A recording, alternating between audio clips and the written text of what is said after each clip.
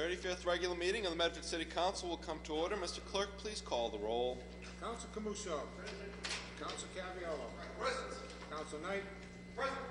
Vice President Lionel Curran. Present. Council Marks. Present. Council Penta. President Del Russo. Present. 7 members present, none absent. Please rise and join me in saluting the flag. I pledge allegiance to the flag of the United States of America and to the republic for which it stands, one nation, under God, indivisible, with liberty and justice for all. 15-758 offered by Councilor Knight. Be it resolved, the Medford City, the Council President establish and appoint an ad hoc CPA subcommittee to work on the implementation of the voter-approved Community Preservation Act. Chair recognizes Councilor Knight. Mr. President, thank you very much. As we are all well aware, several weeks ago, the Community Preservation Act was passed by way of ballot question. The next step in the process would be for the Medford City Council to establish a Community Preservation Commission, Mr. President. I've been on the phone with the Community Preservation Coalition, which is an organization that helps administer the setup of the Community Preservation Committees. And I bring this resolution forward so that we can sit down and invite them to join us and provide us with some technical expertise as to how to move forward in this endeavor. Very good. So on the motion of approval by Councilor Knight, Councilor Penta. One of the unfortunate things about this past election is over 3,000 people didn't have an opportunity to vote on this because they weren't either instructed or they failed to turn over their ballot, which basically would have enlightened us as to what was the real true feeling of the folks here within this community, recognizing that it was a tax on top of the tax that they're already paying. So I would hope when and if in fact this committee ever does take place, that a complete explanation as to this 5-year commitment that needs to take place by the city. And unfortunately, the taxpayers will not have an opportunity to have a choice. It'll be the committee that'll be appointed that'll make that choice. So the vote that took place this past November gave no indication as to what, if any, this money was going to be used for. And more importantly, and most importantly, the guarantee from the state is only at 18%. It's not at 100%. And as a result of that, taxpayers for the next 5 years, and this year happens to be the lowest of all the years that CPA, since it's been around since 2001, it's the lowest it's ever been. And if it continues to go in this mainstream, the taxpayers of this community are going to wind up paying for something that they never got their commitment back from the Commonwealth. So unfortunately, the misinformation that went out there, the guarantee of the money coming back from the state is absolutely not there. The fact that it's a 5-year commitment and the fact that almost 3,000 people failed to vote on this because they were either not instructed or they didn't turn that ballot over, I just don't think it's a real true indication of where this city wants to go on having another tax on top of a tax. Mr. President, if I may? Councilor Knight. I bring the resolution forward because it's our duty based upon the legislation that was passed by the voters. This is by no way a referendum on whether or not this ballot question was a good question, a bad question, or anything else. The fact of the matter is the question was on the ballot, the question passed, and now the ball's in our court to move forward and implement, Mr. President. I know Councilor Penta was very supportive of this endeavor back in 2001, I believe. He actually brought this paper to the table and asked the council to vote in favor of it at that point in time. So, Mr. President, I'd ask that the committee be set up, that there's no need for further debate. This is the next step in the process. It is what it is. You know, the vote passed, and now it's on us to move forward and be sure that we take the appropriate steps and meet our obligation and our duty and do what we were elected to do. Thank you very much, Councilor Knight. Chair recognizes Councilor Penta. One of the things that the taxpayers need to be aware of is the fact that, yes, while it might have won by some 1,200 votes and 3,000 people didn't vote for it, the fact of the matter is they didn't have an opportunity to know what they were going to be voting for and on. That's the difference between now and 2001. So whenever this committee is set up, I think they really need to have a full-fledged understanding of maybe having some public meetings to take place to get an idea in the 5 categories that are out there that it's offering what the money can and will be used for, not because of the decision of a 9-member committee. That's what I'm trying to say. That's the difference between then and now, and that's a big difference. Again, Mr. President, I think that the committee would be tasked with the function as to determine how many public hearings are going to happen, what the process is going to be. I think that that's something that should be done as a community, as a group, with a number of people putting their heads together to determine what the best practices are, Mr. President. So I'd ask my council colleagues to support the resolution. On the motion of approval by Councilor Adam Knight, citizen, you'd like to speak, please state your name and address for the record. Welcome. Thank you, Mr. President. I'm Robert Capucci of 71 Evans Street. And speaking specifically to the agenda item that Councilor Knight brought up, what you'll be voting for is a subcommittee to discuss how this City Council is going to go ahead now that this vote is passed. And my question, Mr. President, I guess to Councilor Knight through you, the chair, is will this subcommittee be a public meeting that everyone can attend? I can answer that if you'd like, but we'll allow Councilor Knight to answer that question. He's well versed in matters of open meeting laws. The easy answer to that question, Mr. President, is yes. Thank you very much, Mr. Thank you. Capucci. Further to Mr. President, please, if I could, if I understand this law correctly, another question would be, in listening to Councilor Knight speak, is that this body now sets up that full 9-member committee, and from the way I understand it, it's a 9-member seat. 5 of the seats are already preordained from various departments like environment, but the other 4 seats is what this body has power and control over. Point of information, Mr. President, that's Point of inaccurate. information, Councilor Knight. That is inaccurate, Mr. President. If you look at Section 5A of the CPA statute, the CPC must consist of at least 5 members. The council has the ability to establish 4 more at-large members. We don't have to. It all depends on what the committee wants to do. It's not up to the council to determine whether, it's up to the council to determine whether or not they would like to have 5 members, 6 members, 7 members, 8 members, 9 members, 10 members. Well, not 10, it goes up to 9. But, Mr. President, so that's actually not the case. The council doesn't have to have 9. It can have 5 plus 1. It can have 5 plus 2. But again, I think that it's in the best interest of the community. If the chair understood the motion correctly, this is a motion to establish a committee to begin the process. Correct. This is not the final committee. Right, and I think this is not the end of the end of the end. Exactly, and I think that you know, the reason that we're putting this committee together is to determine what direction we want to go in. Each community that adopts the Community Preservation Act is required to establish a community preservation committee, and that is a function of the legislative body, Mr. President. So instead of us unilaterally doing that, I think it would make more sense for us to have a subcommittee that's in place that has members of the community that are also willing to participate and be involved and help us craft something that works for everybody. Very good. If I could, Mr. President, this is again part of the misinformation that went out there that Councilor Penta was speaking on. The director of Preserve Medford, who was one of the lead advocates of this CPA, told me personally that what has to happen now by the law is a 9-member panel has to be formed, and 5 of those people are already coming from various departments. Now, I'm getting different information from Councilor Knight tonight, so it's a very, very confusing thing, and it's very taxing on the citizens. Mr. President, if the messenger would like, I can share a copy of the document with the gentleman. If Yeah, we'll I would allow like that Mr. very much. Messenger, if you could convey that copy, Mr. Messenger. Absolutely. Thank you. Thank you, Mr. President. Good evening. Please state your name and address for the record. I can get with the book. Joan Sear, 40 Cedar Road North. I just have a point of information for the council. Just with respect to the amount of matching funds from the state this year, I'm reading off the Community Preservation website dated November 17th, 2015. The Massachusetts Department of Revenue has released a Community Preservation Trust Fund distribution for each CPA municipality. This is for this year. All CPA communities will receive a 29.7% match on round 1 of the trust fund distribution this year. Thank you very Thank you. much. Thank you. Thank you. On the motion of approval by Councilor Knight, all those in favor?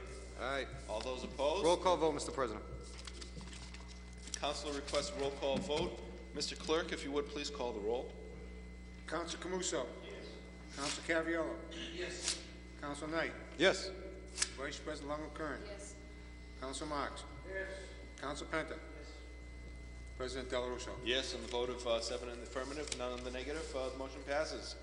Item number 759, offered by Councilor Knight. Be it so ordained that the City of Medford adopt the provisions of Massachusetts General Law, Chapter 60A, Section 9, entitled Deferral of Excise Tax Due by Massachusetts National Guard Members and Reservists on Active Duty and Dependents. Chair recognizes Councilor Knight. Mr. President, thank you very much.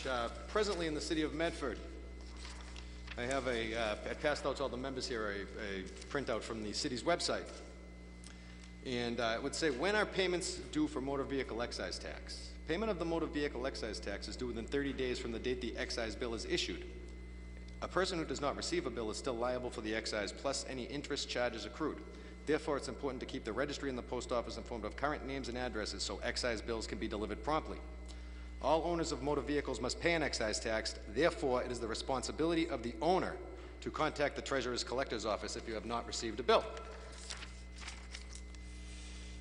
If an excise tax is not paid within 30 days from the issue date, the amount will be assessed a $5 demand charge plus interest. If payment in full, including the demand charge, is not received within 14 days of the date issued, a warrant with additional charges will be issued. Warrants are turned over to the Deputy Collector Kelly Ryan and Associates for further collection and registry action.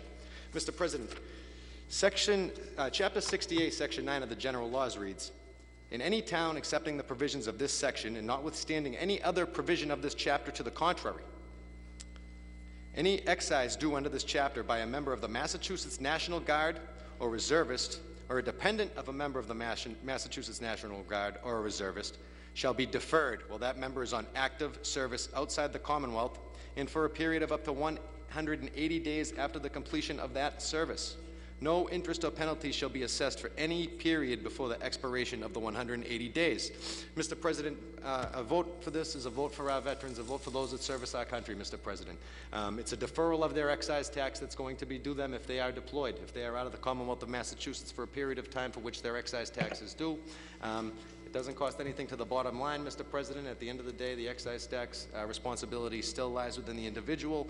However, I think that it would make sense for us to adopt this provision, considering if we have a resident in the city of Medford who is a National Guardsman who's been deployed to Iraq and their car is sitting in the driveway and their affairs are up in the air and not in quite great order because they're deployed overseas and their family life has been affected dramatically because of this. This is the least we can do, Mr. President, to provide them with some relief until they return and get their affairs in order. So with that being said, Mr. President, I'd ask that my council colleagues support this resolution, and I'd ask for a roll call vote. On the motion of approval by Councilor Knight, Chair recognizes Councilor Camuso. Thank you, Mr. President, and I definitely support this evening, and I want to applaud Councilor Knight for bringing this forward. You know, all too often, everyone sits behind this rail and in other elected positions throughout the Commonwealth, and we say we're for the veterans, and we stand proudly with the veterans on Veterans Day and on Memorial Day. We honor the sacrifice that many have made, but this is a real tangible piece of legislation that this council can stand behind boldly and send the message loud and clear that we're walking the walk, not just talking the talk when it comes to supporting the veterans. So on behalf of the local veterans, I'd like to thank Councilor Knight for bringing this up, and I support it wholeheartedly. Thank you, Councilor Camuso. Mr. President, I've got no problem supporting it. I'd like to put a B paper attached to that because is there any kind of a law that exists out there that holds in abeyance any service person's mortgage payments until such time that they come back home? Because sometimes if a individual goes overseas or is in the service and he has a family here and they just can't meet the financial obligations that are required of a mortgage payment, just like we're doing with the excise tax and the cars. Is there any kind of a law out there? Can we get an answer back? Is there some kind of a law that holds in abeyance mortgage payments until such time as the service person comes back? Mortgage payments or property tax payments, Councilor? Mortgage payments on their home. Okay.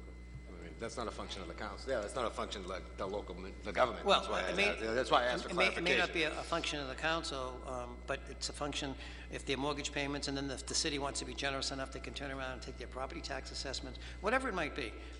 You know, right now, we have so many servicemen not only are coming home that have post-traumatic stress, that have physical infirmities, that they have so many disabilities that are confronting them, you know, and our government on a wholesale basis is just putting a lot of this stuff on hold while they're talking about bringing in, you know, illegal refugees and things of that nature. But if we're going to take care of people within our own community, think we should look at what can be beneficial to them, and if it means filing a piece of legislation, then so be it, whether it's a property tax reduction, or hold that in abatement, or even a mortgage, holding a mortgage in abatement, whatever it might be. They deserve to have that benefit available to them. Move for approval. Roll call vote, Mr. President. Move approval, the motion for approval on Councilor Knight's motion. What were you an amendment to this? B paper. Just wanted to look into it. Yeah, Okay. B paper, yeah. Chair recognizes Councilor Marks. I was just wondering, Mr. President, if anyone in the National Guard or reservists now currently have to register with our office, our local veterans office, just say before they go overseas. Is there a process in place now where at least we know who is actively involved, maybe overseas and so forth? I think, if I may say anecdotally, I think in the process of deployment, the local veterans agent is notified by the deploying agency, whether it be National Guard, Army, Army Reserve, Navy, etc. So we may be able to get a number from Ernest Lindsay on the number of veterans. I'm certain he has an accurate accounting. I think this is a very worthy resolution offered by Councilor Knight. I would like to see if we can get the potential deferral impact on the community.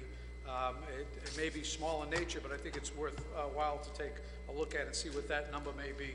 And also if we can get some feedback from Ernest Lindsay, our veterans administrator in the city, to see how many, if they do register with the Veterans Office when they go overseas, and also if members of the National Guard are all registered with the Veterans Office, or how does that work? I'm honestly not sure. So I think that'd be interesting to find out. Very good. So can we add that as an amendment to the B paper? Absolutely. Mr. President, if I may? Councilor Knight. The impact, it would be a zero-sum impact, because the obligation to pay the excise tax would still remain. It would just be deferred until their return. And penalties and interest couldn't accrue until after the 180th day of their return. Right, So in essence, the financial impact would be zero, because they'd be getting the same amount of excise that they would be getting if in fact the person wasn't deployed and was here. The only loss that we're seeing is on penalties and interest. So we're just not penalizing an individual for being deployed and servicing the country while they're not able to be here and pay the excise. right, but if they're overseas for an extended period of time, we run our budgets year by year. So if there's a large amount of deferrals in a particular year, that does impact the budget. I'm not sure what the number is. It may be very small in nature, but it would impact the budget. And I'm just asking that we get a copy from Mr. Pompous, maybe the Treasurer Collector's Office, or Ann Baker, on the potential impact. Absolutely. This is a great resolution.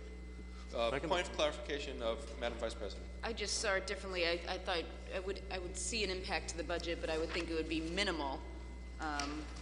So I'm not sure what you're saying. It's what I'm just- saying is that It's the deferred, excise, but that time that they're overseas, they don't have to pay for. So Right. there is a period that the city will be losing a minimal impact amount of money. the money's still due. If say that your bill's due on It's deferred. January, excise tax comes out, right? So January, your excise tax gets levied. It's due by February 2nd. But I'm deployed. I'm overseas, or I'm out of state, for that matter. Legislation just speaks for being out of state. So I'm out of state. I'm at Fort Bragg, and I'm at Fort Bragg until June.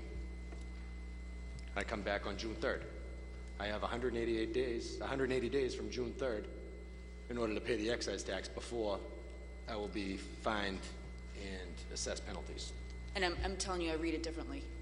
I read that they don't have to pay while they're overseas, and it's just that portion is deferred. You don't have to pay, period, and then you start Right. for the 180 days. So there will be an impact to the budget. It will just be very minimal. There'll be how many people, Well, that's what we got to find out. Yeah. I read that differently. Very good.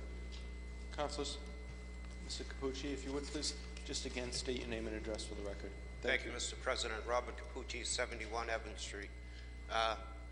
As a veteran of the Army Reserves, I can tell you firsthand what happens with a lot of these reservists and National Guards is they either sign the title over to a family member, they take their car off the road, and the minimal impact would be just that. This is a great resolution and idea, but if you really wanted to make an impact on these soldiers' lives, instead of deferring their excise tax, which they probably already made arrangements for to defer themselves, there's a long list of other taxes in the cities that could be deferred. This new CPA tax surcharge, for instance, the water tax, the property tax. If you want to really do something for these soldiers, look in that area, because this is, with all due respect, a lot of bark with no bite. Thank you, Mr. President. On the motion for approval, Councilor Knight. This law's been on the books for quite a period of time. The city of Medford has not adopted it. We have a local option. I feel as though it would make perfectly good sense for us to adopt this local option, Mr. President. Bark or bite aside, it's something that's going to help people, and it's something that I support. Thank you, Councilor. So on the motion for approval of the B paper offered by Councilor Penta as amended by Councilor Marks, all those in favor? All those opposed? Motion carried. And on the main motion offered by Councilor Knight, does that require a roll call? It does, as it ordained. So, Mr. Clerk, please call the roll. Council Camuso. Yes. Council Caviola. Yes. Council Knight. Yes. Vice President Longo-Kern. Yes. Council Marks. Yes. Council Penta. Yes. President Del Russo. Yes, with a vote of 7 in the affirmative, none in the negative, the order passes. 15-760, offered by Vice President Longo-Kern, be it resolved that the council be provided with the last 3 years, including 2014, certified free cash numbers. Thank you, Madam Vice President. Thank you, President Del Russo. Last year we asked for the preceding 3 years with regards to certified free cash. I believe we had the last 5 years. So I'm just looking for, my main request has to do with certified free cash numbers that probably came in sometime this month for 2014, which is the number that we obviously didn't have last year, because I know we were averaging, it was anywhere from 500,000 to $1.5 million that we're putting into free cash from any given year's budget within the last 5 years. So I want to know since tax discussions will be coming up in December, starting next Tuesday, I believe, I'd like to have that number, if we could, was certified free cash for the last 3 to 5 years. If I could just amend this, 3 to 5 years, so we can make an educated decision when it comes to our decision that we need to make before the end of the year. Yes. So on the motion of Madam Vice President, as amended by the Vice President, all those in favor? All those opposed? Motion carries. 15-761, offered by Vice President Longo-Kern. Be it resolved that the Fire Chief provide the Council with an update on the work that has been completed on the fire stations while under warranty. Madam Vice President. Thank you, President Del Russo. We had discussions about this. I brought this up last week. There was a warranty for all the work that was done, the $1.3 million that was went out to bond with regards to improvements at the fire stations, and the fact that, you know, I've had trouble with it with regards to where the warranty is concerned. So if we could get an update and see what work has been done, what work has been requested of the contractors or anybody who's done any work on the fire stations within the last year, and how have they been improved upon or updated or made sure that the warranty is taken advantage of, because I know we only had a 1-year warranty on that. So if we could just get an update on what has been done under that warranty the last six months to a year. On the motion of approval by Vice President Longo-Kern, Councilor Camuso.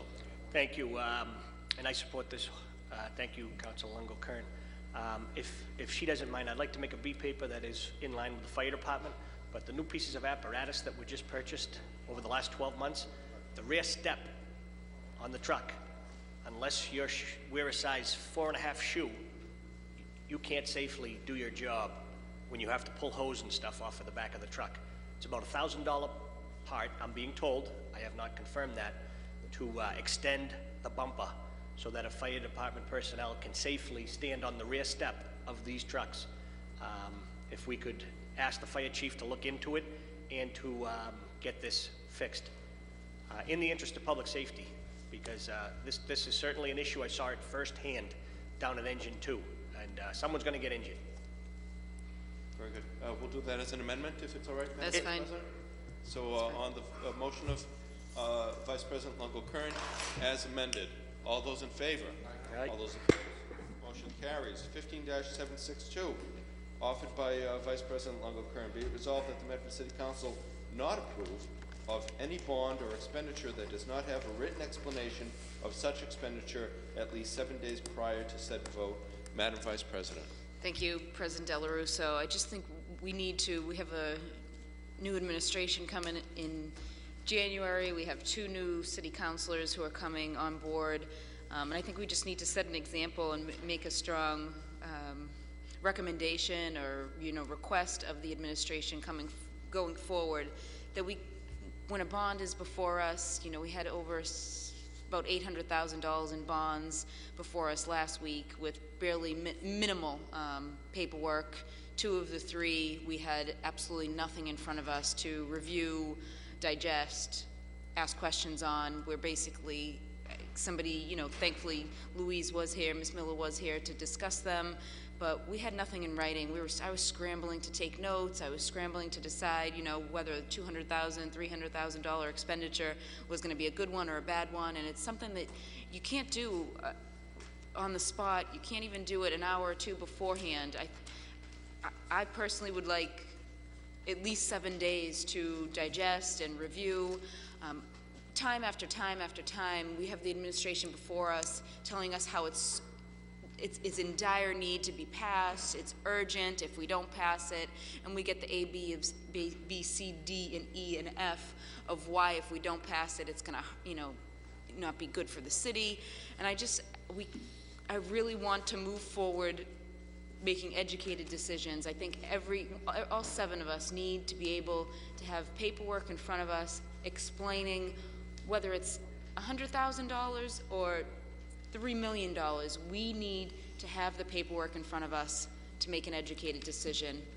And I think if the 7 of us stick together, and the new 7 in January stick together and really make that, make our voices heard, that's the way, business should operate. That's the way a city should operate. That's the way, the respect we should get, because we are the ones that respond to constituents. We are the ones that have to explain and understand the vote we're taking, and I think it's very important that we get the paperwork beforehand. Even if it's the Friday before a Tuesday meeting, that's better than nothing. I mean, last week we had hundreds of thousands of dollars that they wanted us to vote on, and we did not have anything in front of us besides a one-liner saying, please approve of this $200,000 bond initiative. That's on the backs of the taxpayers. That's on the backs, our children will be paying that money back, because some of these bonds go into, 20 years from now, people will still be paying them back. We need to be able to get some documentation in support and be able to do our own research, be able to look into the numbers ourselves. I for one counselor, keep at least 2 to 3 years worth of budget books in my office at home. I have to be able to digest something, not just talk about it and vote on it 10 minutes later. And the whole issue with, just scrambling, the administration scrambling to get the 4th vote, I think it's a disservice to the taxpayer. And I just hope it stops, and I hope we send a message that it's a no-brainer. Just give us some documentation 1 week prior to a vote, so we can call and ask questions if we need to, so we can get our questions ready for the Tuesday night, and we can make an educated decision. And I just I'm trying to hammer it home because it's really important, and I'm starting to get very frustrated, and I hope that, our 2 new counselors hear me loud and clear as well, and just demand the respect and demand it for the taxpayer and the ratepayers and the citizens of this community and our children who will be paying back these bonds. So I just asked for approval. I asked for a roll call vote, and just think it's important. Thank you. Thank you, Madam Vice President. Chair recognizes Councilor Knight. Mr. President, I too think that this is a good resolution, in theory. However, in application, I think that there might be another way that we can do it that will not rely on us sticking together. It won't rely on an us versus them mentality, Mr. President. That would be a change of our city council rules. And, you know, maybe if we change the rules so that no paper related to a bond or expenditure shall be introduced to our agenda unless we are in receipt of the paper 7 days before and in writing. That will take the ambiguousness out of it. That will take the reliance on other members out of it. I think that we'd also have a concern, Mr. President. We really can't preclude somebody as a member of the body from voting on a paper that they want to vote on unless we use parliamentary procedure. You know, tabling at section 22 and at section 20.4, which we learned a little bit about a couple weeks ago. So with that being said, Mr. President, I certainly agree with Councilor Longo. I agree with everything she's saying. However, I think there might be a stronger mechanism in order for us to implement such. So I'd ask that the matter be referred to the Rules Committee for construction of a rule that would govern the City Council and govern and dictate how money papers are going to be introduced to our agenda. If we don't get the 7-day explanation, it doesn't get put. If we don't get the explanation within 7 days, it doesn't get put on the agenda. If matter doesn't get on the agenda, it never reaches the floor. If it never reaches the floor, it doesn't reach a vote. And if it doesn't reach a vote, the expense doesn't get expended. Thank you, Councilor. Chair recognizes Councilor Penta. Mr. President, we already have a rule. It's rule number 20, disposition of all items appearing upon the council agenda. And referring back to what Councilor Longo-Kern has just alluded to, I agree with her 100%.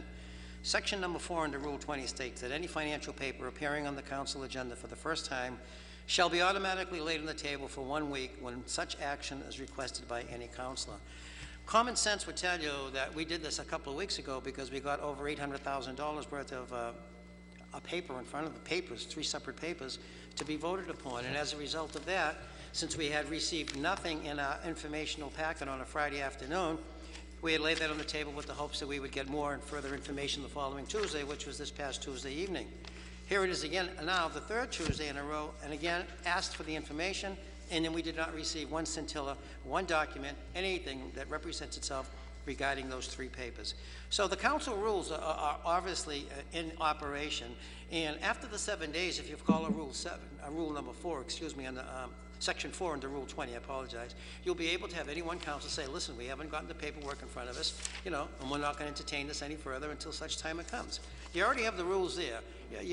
Sending it to the Rules Committee is nothing more than another delay tactic. You already have it. It's built into your rules.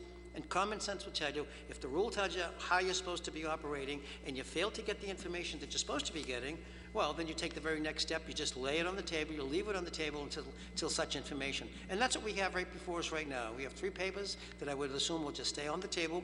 We've asked for their information to be forthcoming. We've had the city auditor, and then we had Louise Miller here before us, and we still haven't gotten the information. So I think right now it's operating pretty good, and it's right in front of us right now. And I think the council owes the obligation to the taxpayer, as Councilor Longo-Kern has alluded to not discuss that paper until we have an opportunity to receive the information to go forward. We don't have to wait for the next council to come in. It's happening right in front of you right now with 3 particular papers that you've asked for the information, you've laid it on the table, you haven't gotten the information, it's 3 weeks running, and I don't know why, but if this is the way this administration wants to work, then so be it. Hopefully the new administration doesn't do the same thing, but this is what you have in front of us. These are our rules right now, and I think they're operating pretty good on these particular matters. Thank you. Thank you, Councilor Penta. Good evening. If you'd like to speak, please state your name and address for the record. Welcome. My name is Michael Ruggiero. I live on 18 Pembroke Street. I would like to suggest to the councilor that she adds an amendment to this legislation. It would be useful if information that was pertinent could be presented digitally also, so people could view it at home. It seems to be a rather small request that if there's a large item, $300,000 debt that the city is going to have to pay for, if we could have this information available to us digitally, it'll allow us to actually do a little research beforehand. The second thing I'd also like to recommend that we could have a digital recording on all committees of the whole meetings. Today, we just learned that there's going to be about a 7 to 15% rate increase of the water bill. If that information could be presented digitally to the average citizen, I think that would be useful, so at least they could hear it at home. And thirdly, I just want to address the general tone of the meeting. It's frustrating when the administration continually bulldozes through certain choices that this legislative body is governed by. Is there anything more we can do than just reminding the administration that they have 7 days to provide financial information so people can view it? Thank you. Good evening, welcome. Please state your name and address for the record. My name is Joyce Paul. I live at 8 Mason Street in Medford, obviously. And I just want to thank you for bringing up the issue of this. I'm a little bit surprised. This is the first time I've spoken here, and I realize this evening I've heard my name mentioned many times. I'm a taxpayer, and I hear that word many, many times. I represent a lot of people who are taxpayers. And I am like amazed that you would spend any amount of money without having a period of time to look at it. When I get my bill at the store from whatever, whatever bill comes in the mail, whether it's my property taxes or anything else, I look at the bill and I think about it and I say, well, that's good or bad. I may look back on the previous bill and decide whether it's a good thing or not. So I thank you very much for trying to be careful with my money, because I and all the other taxpayers would assume that you would do that. So I definitely support whatever you can come up with to make sure when you spend the money that you know what you're spending it for. Thank you. Thank you.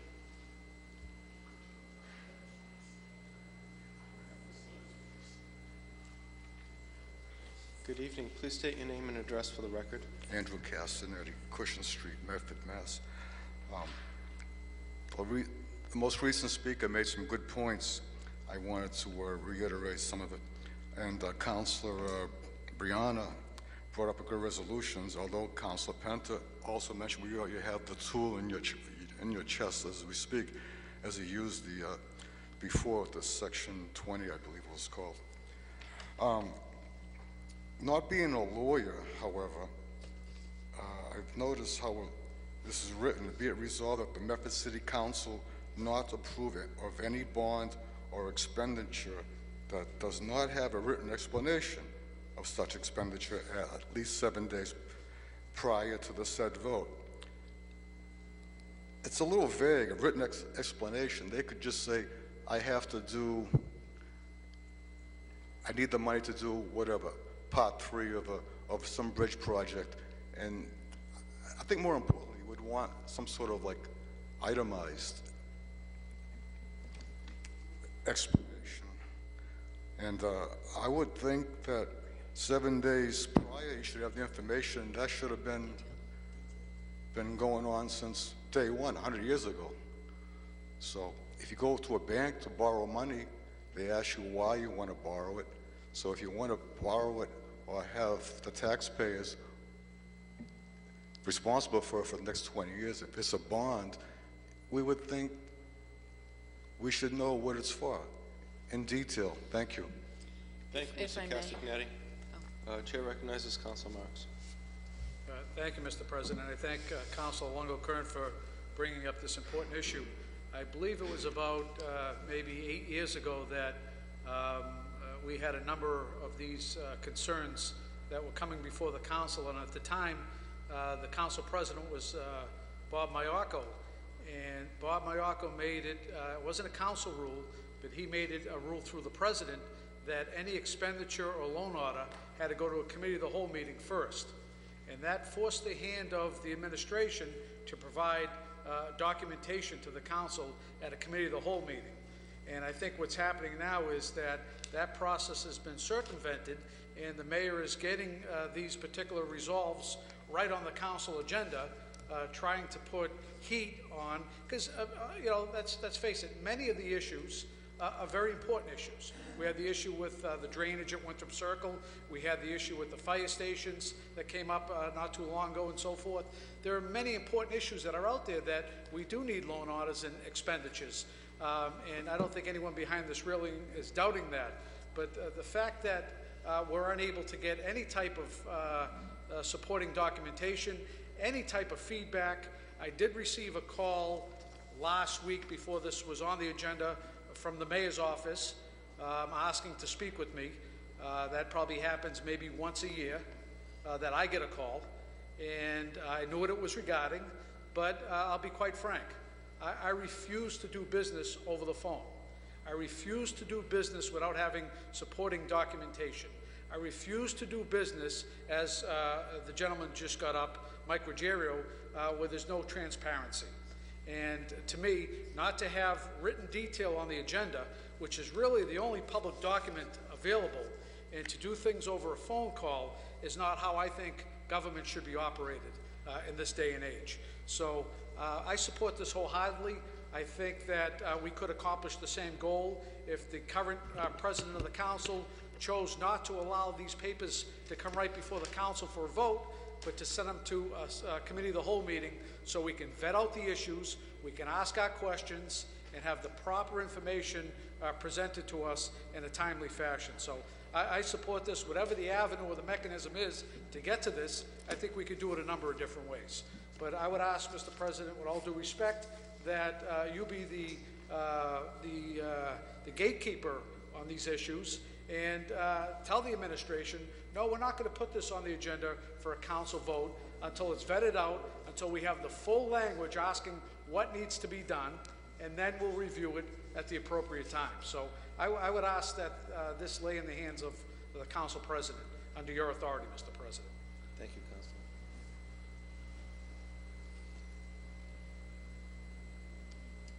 Yes, please state your name and address for the record. Good evening, Joseph Villione, 59 Garfield Ave, Medford, Mass. I want to thank Councilor Michael Marks for stating that he wants written documentation, because I've filed public records request after public records request, and sometimes I hear no document on file.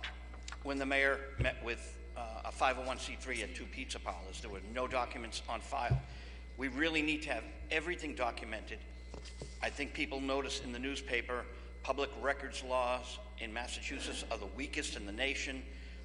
We, the citizens, need to have that documentation. So thank you, Councilor Marks. Very, very important.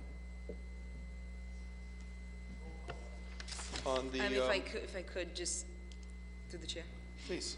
I agree with Councilor Knight, too. I think we should talk about it in rules and make it a on-paper change. Rule 20 can only take you so far. It can only get you that extra week. It doesn't guarantee you'll get documentation from anybody. It just tables it for 1 week, just like we tabled it last week, and we still have no information before us tonight on those $800,000 bond requests.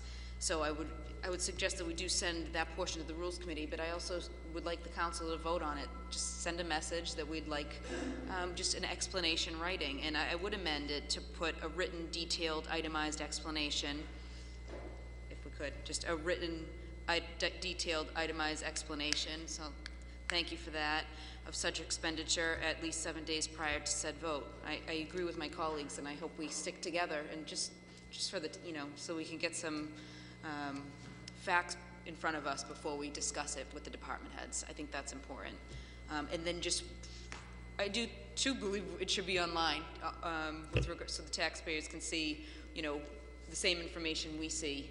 And with regards to the water rates, I didn't hear a 15% increase, so just before we go throwing that online, definitely check those numbers. Very good. So, Councilor, you're amending your motion.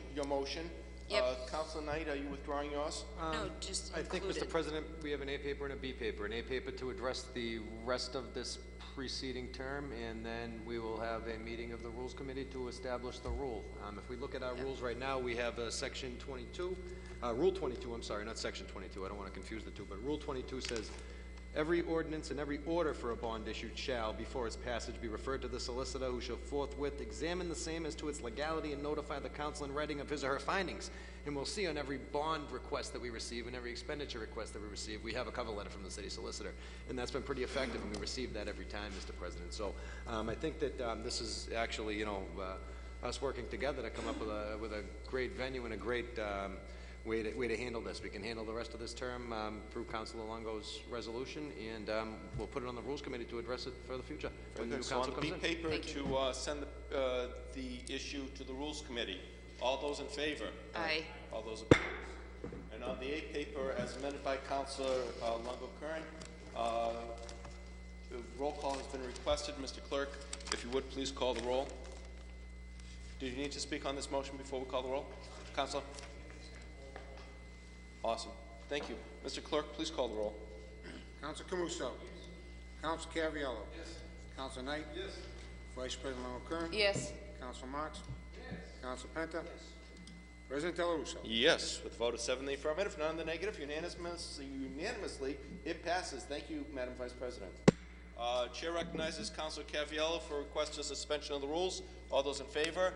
All those opposed? Suspension of the rules to take victualer's license, Mr. Councilor Cavallaro. Thank you, Mr. President. Mr. President, if we could take 15-767. On the motion of Councilor Caviello's 15-767, petition for common victualer's license by M.B. Rajabor Raman, 6 Hayes Road, number 20, Roslindale, Mass. 02131, for ZHT Enterprise, Incorporated, doing business as Pease Variety, 106 Central Avenue, Medford, Mass. On file, business certificate number 246, Building Department, Fire, Police, Traffic, Health, Treasurer. Letters of compliance, state tax ID, workman's compensation, application, and corporate papers. Petitioner is before us. Please state your name and address for the record. Thank you, Mr. President, and thank you on all the honorable councilor who is here. It's me, MD Rajibur Rahman. Address is 106 Central Ave, Medford, Massachusetts. Very good. The chair recognizes Councilor Cavallaro for recommendation. Thank you, Mr. President. Are you taking over the variety store that's already there? Yes, sir. Okay. Mr. President, I find their papers in order and motion for approval. On the motion for approval by Councilor Caraviello, Councilor Camuso. Nope, I just have one other thing under suspension when he's done with his. Very good. Councilor Knight. Mr. President, I am in support of the common victualer's license for these individuals. However, I do have a request of them. It's a pet peeve when I drive down Central and I drive past Pease Variety, and when the store's open, they still have the security grates down, covered with graffiti on the Spring Street side, Mr. President. So I'd ask that while you guys are in operation and in business and the store's open, that the security grates be opened during operating hours, because it really is a blight to the neighborhood to see the security grates down all day long with just the door open and maybe one window.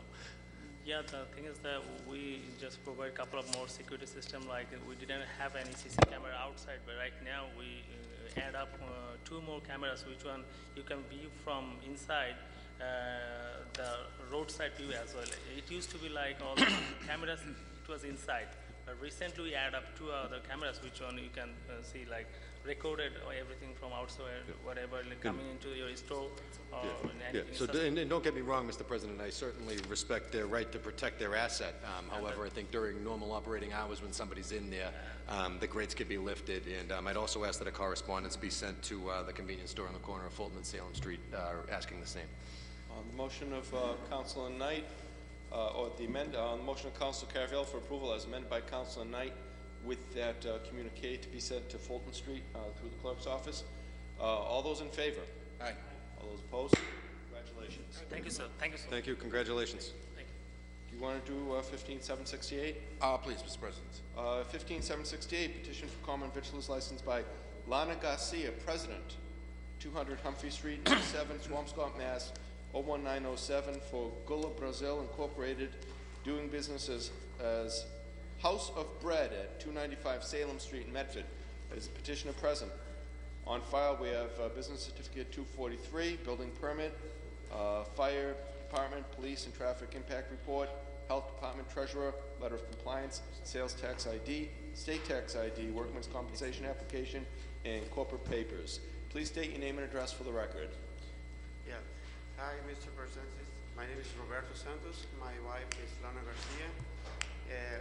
We want to continue the business in a bakery, and that's it. Very good. My address is at 225 Humphrey Street, Swampscott. Very good. Well, welcome. Thank you very much. Chair recognizes Councilor Caraviello for recommendation. Thank you, Mr. President. Are you taking over the bakery that's there now? Yeah. Mr. President, the papers seem to be in order, and motion for approval. On the motion approval by Chairman Caraviello, all those in favor? All those opposed? Mr. President, can I ask a question on hours of operation, if you don't mind? I'm sorry, go away. Hours of operation? Could you please tell us your hours of operation? for when you intend to be open, from what time in the morning to what time in the evening? Oh, to open 6 to 8. 6 a.m. 6 a.m. to 8 p.m. As I review the By regulation application, to be opened at 7, are they not, Mr. 7? Clerk? Let's see if I have the special permit. Let's see.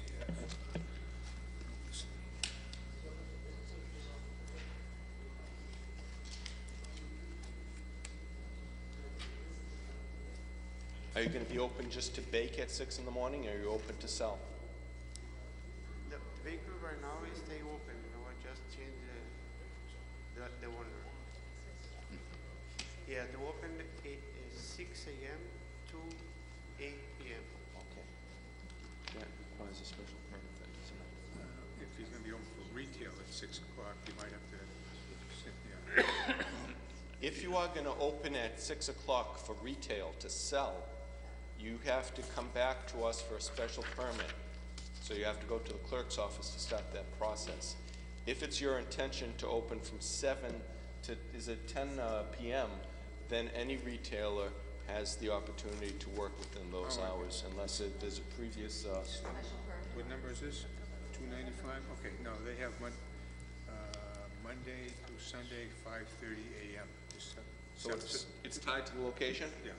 So it's tied to the location, Tied to so you location. may. 5:30, yeah. No Yeah, issue? so you Okay, do not need a perfect. special permit. Move for approval, Mr. President. So on motion of approval, all those in favor? Aye. All those opposed? Good luck. Good luck, congratulations. Recognizes Councilor Camuso. Thank you, Mr. President. While we're under suspension, we have a taxpayer and my friend, Mr. Jack Coakley, that would like to address this honorable body. Good evening, Mr. Coakley. Please state your name and address for the record. My name is Jack Coakley, 69 Gorley Road. I would like to start by saying a couple of months ago, I saw the guys out in the street drawing lines and making arrows. It was warm out. So I approached them and they said, yeah, we're putting new gas lines in. I said, oh, great. I thought about converting to gas. So the guy was actually I think he was a city worker, and he was very helpful. And he said, well, if you were hooked up to the main, it shouldn't be a problem. If you want to convert to gas or if you want to bring gas in your house. He then left a note and said, I'm sorry you were cut off in 2002 or something. So I since found out, by the way, it's illegal to not, like in other words, they're trying to charge people who aren't on gas, so National Grid, that's the idea, but it's actually illegal not to put in a brand new gas line. I have a customer, I sell trucks for a living, I have a customer who puts these in. It's actually against the law not to put in the new plastic PVC pipes. So the fact that I was hooked up has nothing to do with it because they're under legal obligation to put in new pipe. So really, they're just taking advantage of people and taking their money. So basically, they're stealing, in my opinion. So I figured I'd take care of that when because they drew the lines like 3 months ago. I figured I'd take care of that when the time came and I'd fight it out, right? So the guy was, like I said, he was nice about it. So this morning, my wife called me a little frantic, and she said, you're not going to believe what just happened. And I said, what happened? She said, I came home from walking the dog, and I saw this sign. It's not very clear, but I'll pass it around to Paul. It looks pretty official. I don't know if it was put, you guys can pass it around, it's on my phone. I don't know if it was put there by the city or if it was put there by the contractor, but the sign clearly says no parking. Do you want me to read the sign so people?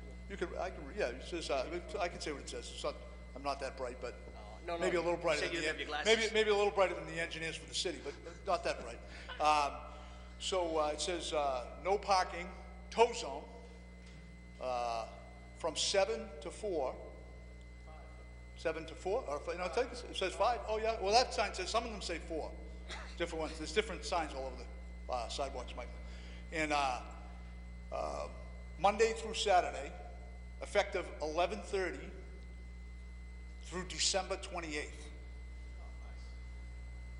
So when I called city, my wife was frantic, so I called the DPW, and I got a very nice woman, actually, who was not very helpful, but tried to be. And she said, well, the money's been approved, I said, well, what do you want me to do with my cars? Would you like me to put them in my living room, or, where do you want me to put them?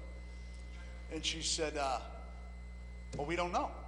I said, well, did anybody think of possibly, because, you know, they were doing this when it was warm out. Did anybody think of maybe saying to the residents, this is going to affect the whole of Gorley Road and all of Dwyer Circle, because that's on this next. Did anybody think about saying, hey, maybe we should get together and get a little community input here and figure out maybe some solutions? Maybe we could have called Tufts, maybe a little late for that now, see if they had some parking for us.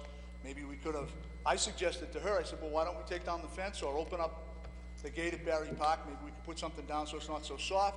Maybe we can put cars in Barry Park. She goes, well, I don't know if we can do that. I said, well, we only have 6 days. But, you know, if we'd had a meeting at the library or something, maybe we could have figured something out. And what about the old people? What are they going to do? How are they going to get to their house? It states here in the letter, by the way, this is a pretty, now I'll pass this back. I would like it back, but if you want to make copies. I'm picking some stuff out here. Will I be able to park on the street during this construction? Restriction notifications posted throughout the, will clearly notify residents, but I'm trying to, this one here, it says, somewhere in here, and it's in these two things, you may not have access for certain periods of time to your home. And we will try to limit that as much as we can. So when 75-year-old said resident walks up with her bundle of groceries from George Street in the snow, when it's 20 below zero, when they were drawing the lines in like August, we're gonna tell her, sorry, Grandma, go back to George Street. We're not ready to let you have access to your house. And if anybody forgot, it's Christmas. I can't go on Black Friday and go to Amazon.com and order anything because they can't deliver packages to my house. So I can't order anything online for Christmas. It just kind of sort of dumbfounds me that, yeah, it's right here. I need a copy of it. These are the 2 letters we received today. So it just sort of dumbfounds me that, I don't want to use the word stupid, but maybe negligent. Let's use negligent. That the city could actually be that negligent and to somehow think that this is okay. Is there really anybody here that thinks it's okay? I'm just asking. I mean, you know, and I don't want to come off like a jerk. Look, if we got gas leaks in the street, and that's what the answer was from the woman at the DPW, I'm a resident. We have to fix the gas leaks in the street. Is it inconveniencing me? Would I rather inconvenience somebody else? Yes, of course. But the fact is, if the gas leaks are in front of my house, they have to be fixed, and I understand that, and I'm not an unreasonable person. So, but I do think that there should have been some kind of communication, some kind of better thought out planning. Hey, it's Christmas. This is probably not a good time to rip the street up and tell everybody to put their cars somewhere else. You know, that's kind of more my thought. Like I said, when I asked her about the park, I said, you know, can we push the fences down? Can we use the tennis courts? She was a nice person. She was trying very hard to help me. She tried to get George on the phone, whoever George is. I don't know who that is. It's got to be George Smith, right? Who's George? You know, I got to find George. I got to find George, whoever George. I'm like, okay, I'll hold, you know. Mike. So, and like I said, she was really trying. She spent 20 minutes on the phone with me. I had her name written down. It's in my office. She really did try. So, but, you know, the fact is, I'm just wondering, is there any intelligent life over at the DPW? They got a nice brand new building, and, you know, is the sun shining through there? I mean, I just, you know, because me personally, I want the new street. I want the gas line. You know, so my question to you is, you know, can we have multiple city councilors, I'm looking for everybody, find out, A, who's the negligent person that dreamed this up? And B, are they bright enough to figure out maybe some solutions and, you know, to figure out how to make this a little smoother? And can it be delayed? I mean, probably not, because it's only going to get worse as time goes on. I'm also going to mention that this plays into, Paul knows, and I think Bobby knows, I fell off my roof last year. My lovely daughter, who's here with me tonight, was taking me to a medical appointment. My car was in front of my house for about a minute and a half, and she was helping me get out of the house because I was on crutches. And I ended up with a $50 Park Medford gift, you know, and because they were driving around in their Escort, you know, trying to tag people during the, you know, great snowstorms of last year. I'm probably going in January to have, from that same injury, to have bone fusion surgery on my foot. I'm going to be in a cast for 3 months. I kind of don't want to be coming down Gorley Road from the Dame School on the hill in my knee scooter, you know, in the ice, trying to get in the house. I mean, I guess my point is, did anybody think it would be a better time when it was warmer? Now, if you read that letter, I actually don't, as I said in the beginning of this conversation, and this is my last part of it, I happen to not be a National Grid gas customer.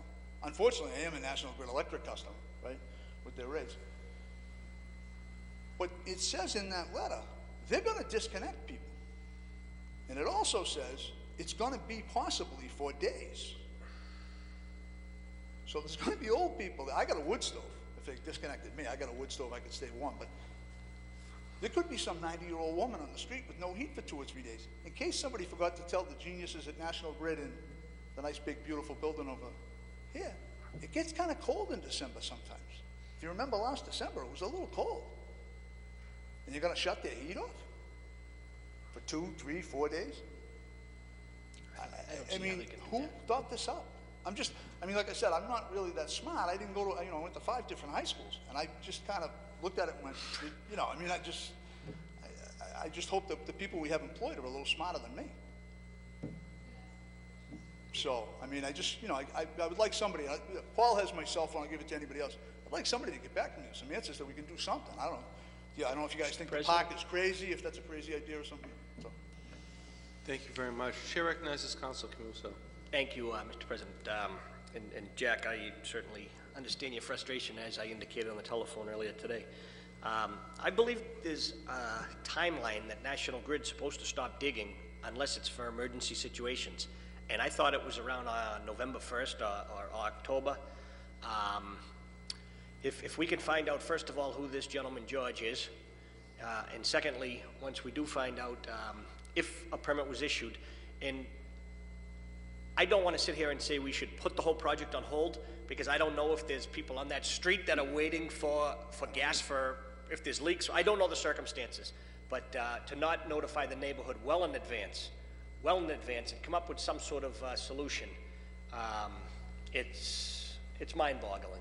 Well, the other thing I'd like to mention, I think the least National Grid can do, you know, probably they should give us, all of us, a year of free gas, but but they could at least put the gas in for nothing.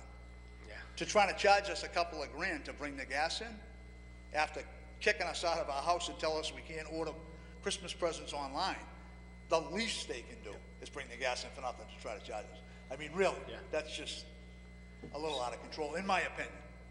But so, if you want to try for the year of free gas, Paul, good, I'm coming over your house for the winter then. No, if we could find out, at least like you say, the city of Medford has control over the permitting, and as far as giving them the permission to do it. If we could find out the circumstances surrounding it, and we can get back to Jack tomorrow, because he needs to let his neighbors know. I know there's other people in the neighborhood that are concerned about this. There's some senior citizens that live on Dwyer and in Gorley that depend on the sidewalks and the infrastructure in that immediate area. So I wish there was more communication, and it wasn't at 4 o'clock this afternoon, or earlier in the afternoon when Mrs. Coakley brought it to his attention. But if we could just get the answers and find out from the engineering office? From the engineering, and if this is some upgrade for the purpose of convenience, and it's not an emergency and it's convenience, that we do put it off until the springtime when the nice weather, because the snow plows are going to be right behind. They're already talking about snow, and it's just going to create a problem after a problem after a problem. They said gas leaks, so if it is gas leaks, that's one thing. I mean, if it's gas leaks, it's gas leaks. We see the stories of houses blowing up. You have to take care of it. You can't put the fire department or the neighborhood people in danger. But if it's not gas leaks, and it is just because they have 13 customers that want to sign up and start selling gas. My point is, can we use the park? Can we do something? Yeah, and that was my second point. And Jack had a very good idea. you got Barry Park down the corner. Yes. You have the new, I call it the new Dame School. The Walnut Hill Properties owns a property there. If maybe they would give us a couple spots, do something to alleviate the neighborhood's concerns. And last but not least, you gotta think that between November and Christmas is not a good time to be ripping up a street that's gonna last 30 days, other than an emergency situation with gas leaks. But they knew about it 2 months before this. Exactly, so, 3 months before this. So it's not that, I mean, they Yeah. did know about it because they were talking to me about it 2 or 3 months ago. And if, I'm just saying, a little planning might have said, geez, December's probably not a great time. exactly, so. As you know, I talk to you quite frequently, and I will be updating with you tomorrow with what we can find out. I appreciate whatever you guys can find out. Thank you. Councilor Penta. No, in the paper that you have there, Jack, there's a question in the bottom of the line there that says, are there going to be any, I think, restrictions as it relates to parking, and they're going to make everything possible, but that's a City of Medford sign that's posted that says no parking from 7 in the morning to 5 at night, whatever it might be. So I'm assuming that since they didn't come before the council to get the permit, I mean, where do they go? The building department? I don't know. Saying they got issued, it says, in the other paper body, it says that they were issued from that it was issued from the DPW. So if they're issued from the DPW, I thought all permits that applied for would have to come before the council, Mr. Clerk. Is that true? I mean, if you want a copy of the paper, it says through the DPW.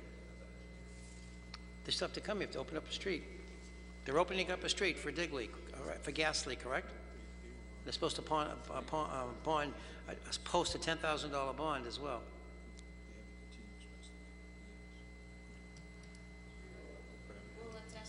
We're going to get that information tomorrow. It's definitely through, it says in here, but it definitely says it's through the DPW. We'll get it, we'll amend that, if we could, Councilor, if it's all right, to amend the paper. Yep. To ask the city engineer to explain the entire permitting process for this project. And why wasn't there sufficient notification and forethought put into this, that the citizens have put in such dire straits. I mean, to imagine that people, whether they're old or young, may be without heat for 4 days in the middle of the winter is ridiculous.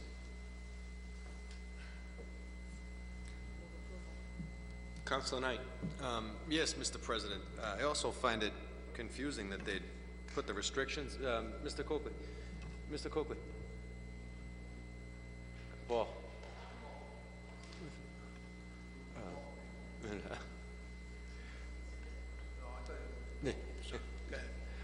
A quick question for you, sir. Were these signs posted the full length of Goalie Road and Dwyer Circle? They're like on little horses, like saw horses. But would it go from Summer Street to George? Yeah.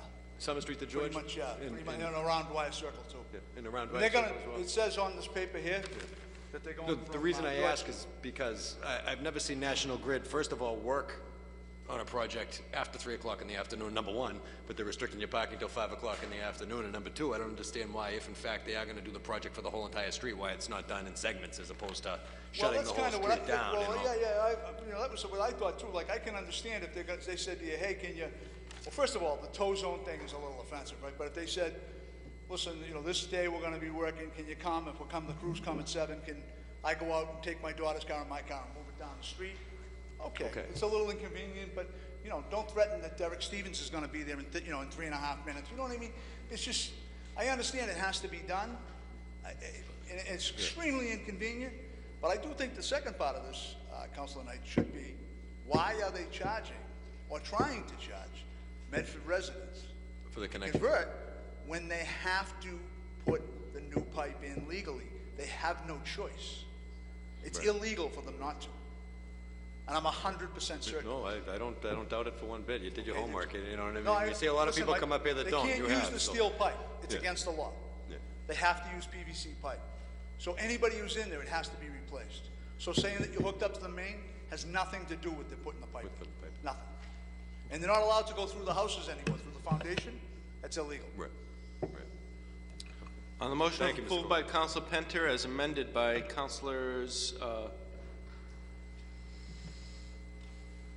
Councilors Penta and Knight? Yes? Camuso. You didn't? Camuso, On the main yes. motion? Not amended. We're asking if Mary Poppins used. Yes, that, the clerk has that. So, Yeah. the matter that we're voting on right now would be to have the city engineer explain the process to us in the permitting process and the restrictions and why this is gonna happen, right? And then we're gonna also have a couple of other side questions that the clerk has taken down. Yes, he So has. the main motion that we're voting on would be to have a meeting with the engineer. In a report back from And a the report engineer back. on Okay, this. great. Yes. So on that motion, all those in favor? Aye. All those opposed? Carries. You're welcome. Congratulations. Good luck with the surgery. Revert. On the motion of Council Penta to revert back to the regular order of business, all those in favor, all those Aye. opposed? 15-763, offered by Council Penta. Be resolved that the public safety concerns at Roosevelt Circle be concerned. Council Penta. Mr. President, this is not the first time we've had to bring this up, and this seems to be an ongoing situation. As you're coming up the exit to Roosevelt Circle, going south down Route 93, it's a combination of the lights being off, and then once you go halfway around the circle, the lights are off. I know this was presented to Representative Donato before in the past. There was some concern about the state coming in there and doing it. Apparently, they still haven't found time to do it. It's a direct public safety hazard, especially for people going around that rotary, trying to take the right either to South Border Road or down to Forest Street in Medford. It's absolutely dark over there. The lights coming off the ramp, and then on the opposite side of route. So once again, I move that be forwarded to the State Department of Public Safety and have that forwarded to our representative, Mr. Donato, because we're supposed to have been taken care of and it's still not been addressed. On the motion of Council Penta for approval. Roll call vote, Mr. President. Offered by Council Caviello. Roll call has been requested. Council Caviello. Thank you, Mr. President. I agree with Council Penta there. There's a light that's been knocked down for, I don't know, a couple of years now. Somebody must have knocked it down during an accident, and it's never been replaced. Light where? There's a light pole right where he's talking about. Yeah. Looks like maybe during an accident it got knocked down, and all that was there was a little piece that was left over. But if that light could be replaced, also. There's Light right at that bus replacements, stop where he's talking about, Right. there was a street light at one time. And it As must you're have been, coming off the exit from Route 93 south, it may You're have been coming up, getting as you knocked take a down, right, it may have right been there knocked to the down bus by stop, and there's a light an that's accident gone. or something, but all the stuff there was a little piece of Yeah. pole. So the clerk is, Heading onto South Border Road. take it on the right, just before you take South Border Road. There was a street light that was here. Which is kind of an odd spot for a bus stop anyways.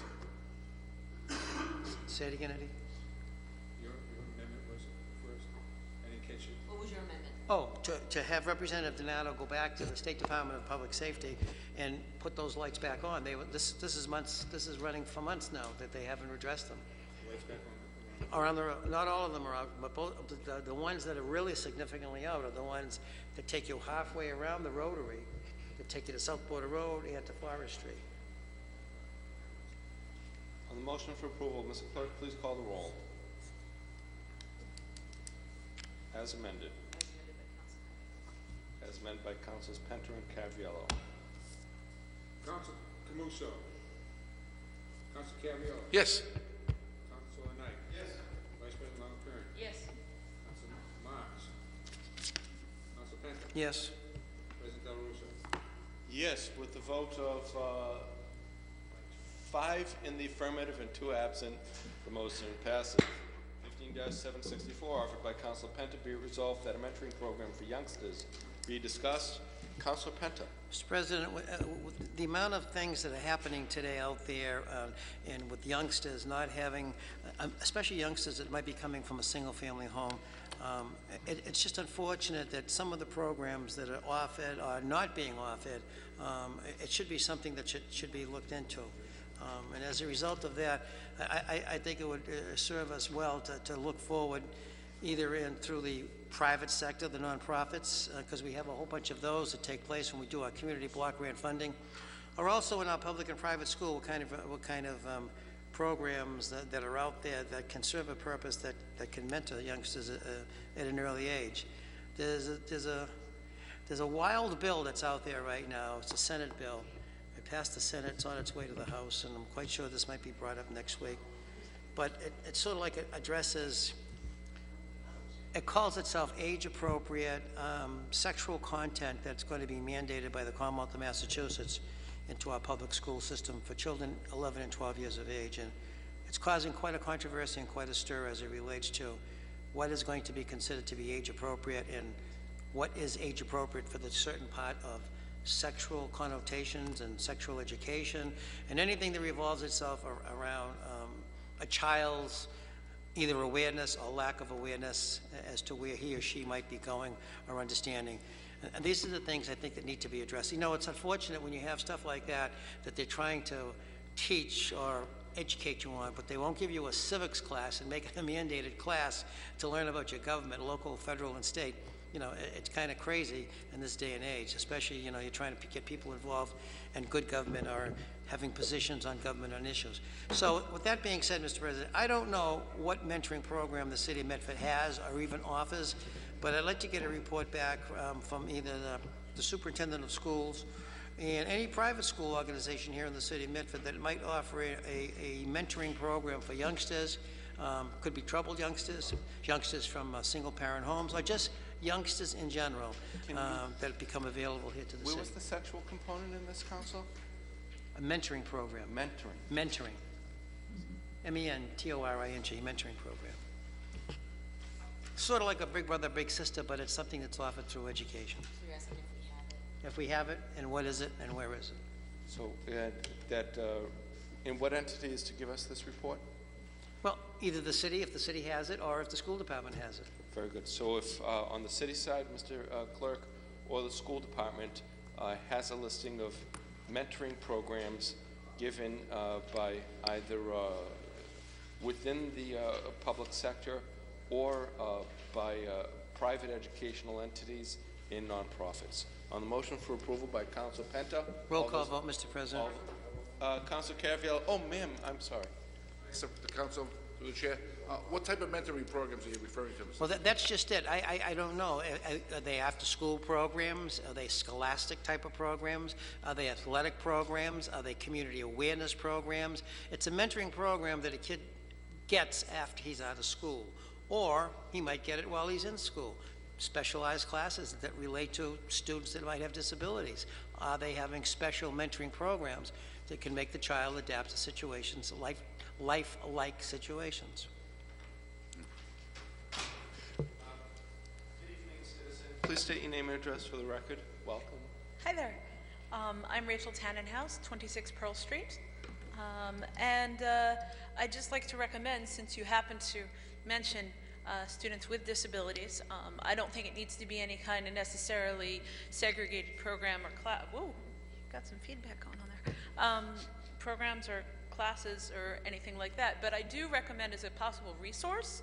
I don't know if you're familiar with the group Partners for Youth with Disabilities. They're an excellent program. They do mentoring programs, and they are an excellent national resource around inclusive mentoring programs that do include youth with disabilities. And I was going to suggest that if you want to make the most inclusive possible program of whatever type, they're really good to contact. And I think they also have some stuff on their website, which is www.pyd, as in Partners of Youth with Disabilities, .org. I am not affiliated with them, although I have been a mentor for a program that they're involved in, but they're one of the premier resources out there on inclusive mentoring programs. And I think that just calling them up and saying, hey, how can we make sure that everybody's included in this, and do you have any tips for us? They're really awesome people, and I definitely recommend it. I'm not entirely certain what that has to do with comprehensive sex education, but they probably have tips on providing inclusive sex education as well. So, you know, if you want to throw that in there, you can. I think they'll be a little surprised, though. Thank you. All right, thank you. Thank you, Rachel. So on the motion of approval, Council Caraviello. Through my own club, the Kiwanis Club, we have after-school programs in the middle school, the high school, and all the way up to the college program. We have a Builders Club, a Circle K Club, and a Key Club, which are all community-oriented things, and they are all after school, involving all types of students, fundraising and community activities. And like I said, this year we incorporated Northeastern University as a Circle Club, which college students are now involved with our program. So there's an after-school program for these kids to get involved with.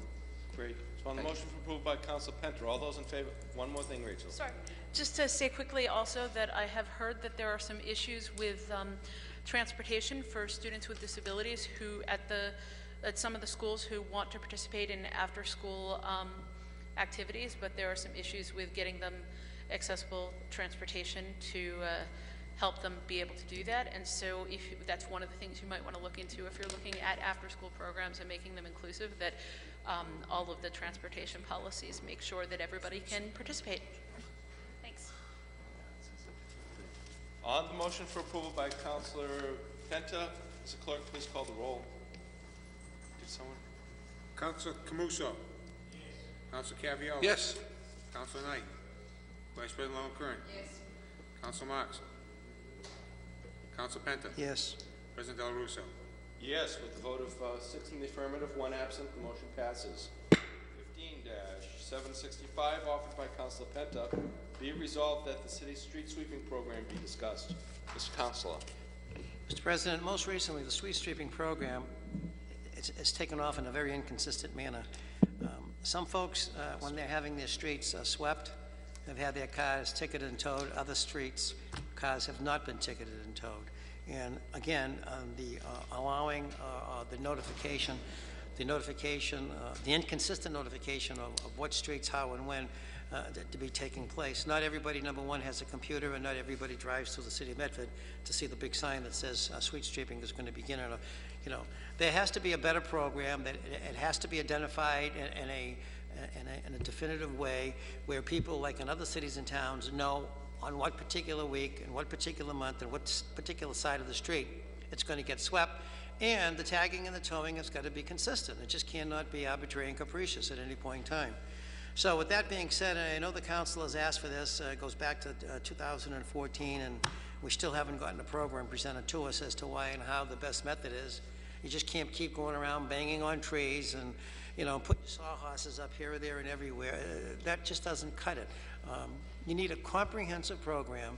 Same thing with the leaf pickup program. You need to have something that's comprehensive. It's established. People know what it is, whether they get it in their water bill, whether they get it in their tax bill, whether they get it online.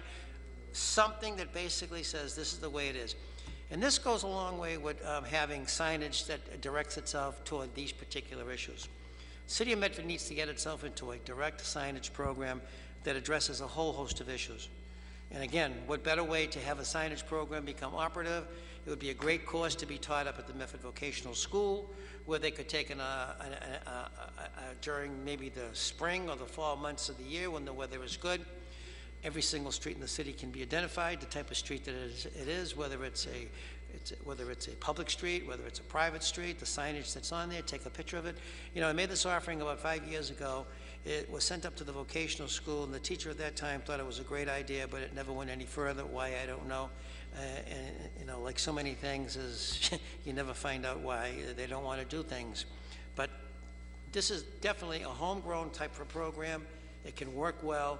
It definitely would serve a purpose here in this community, but when you have programs that are inconsistent and you can't get an answer as to why I got a ticket and somebody else didn't get a ticket, it's sort of like unfair. Same thing with the parking kiosk program. It's an unfair system. It doesn't work properly. Same thing with these parking program here. So I'd like to make a request, Mr. President, that you would probably maybe have a committee of the whole meeting set up with the council, but ahead of time, have the council have their thoughts come forward.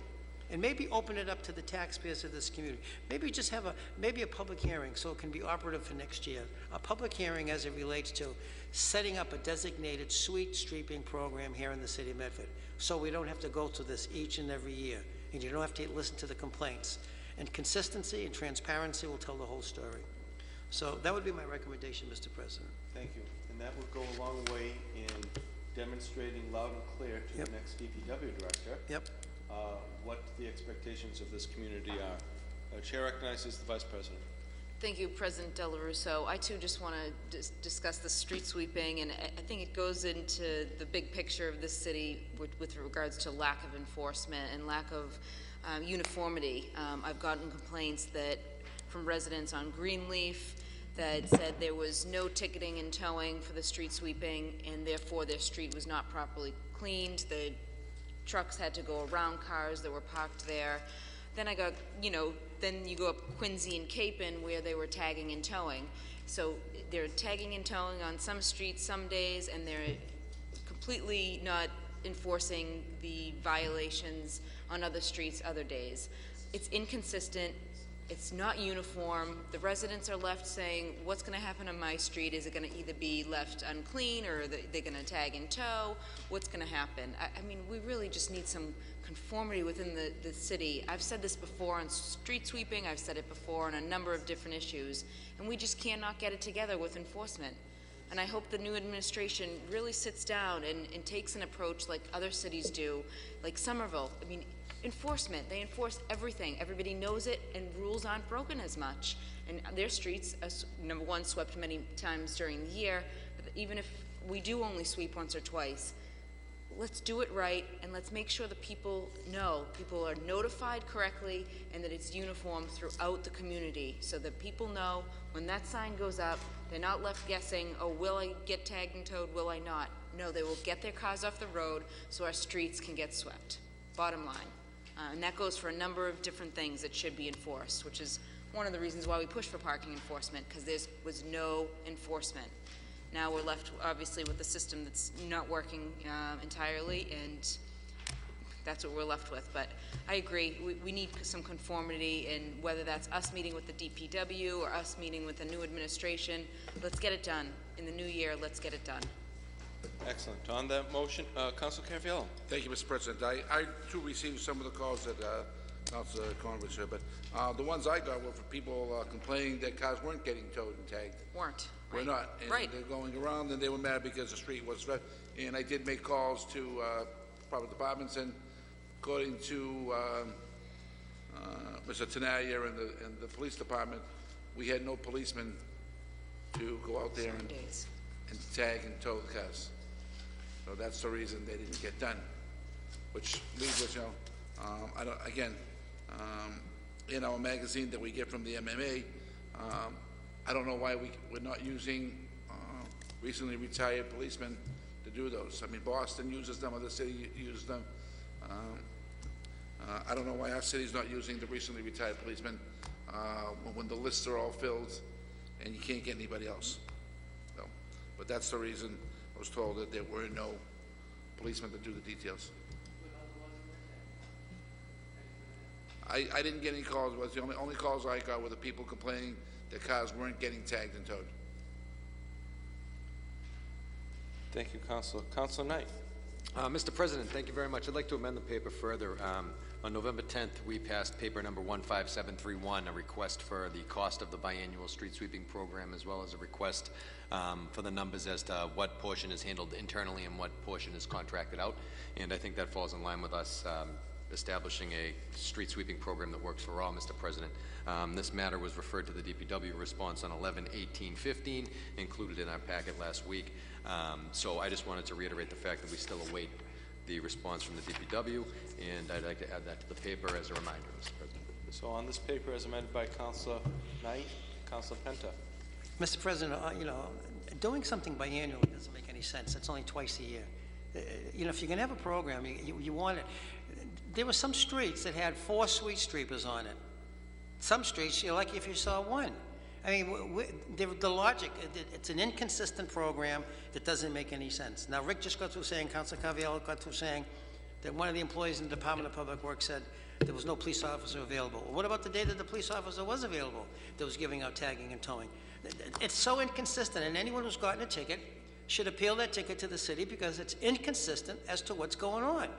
You just can't run programs like this, like Councilor Briano just alluded to.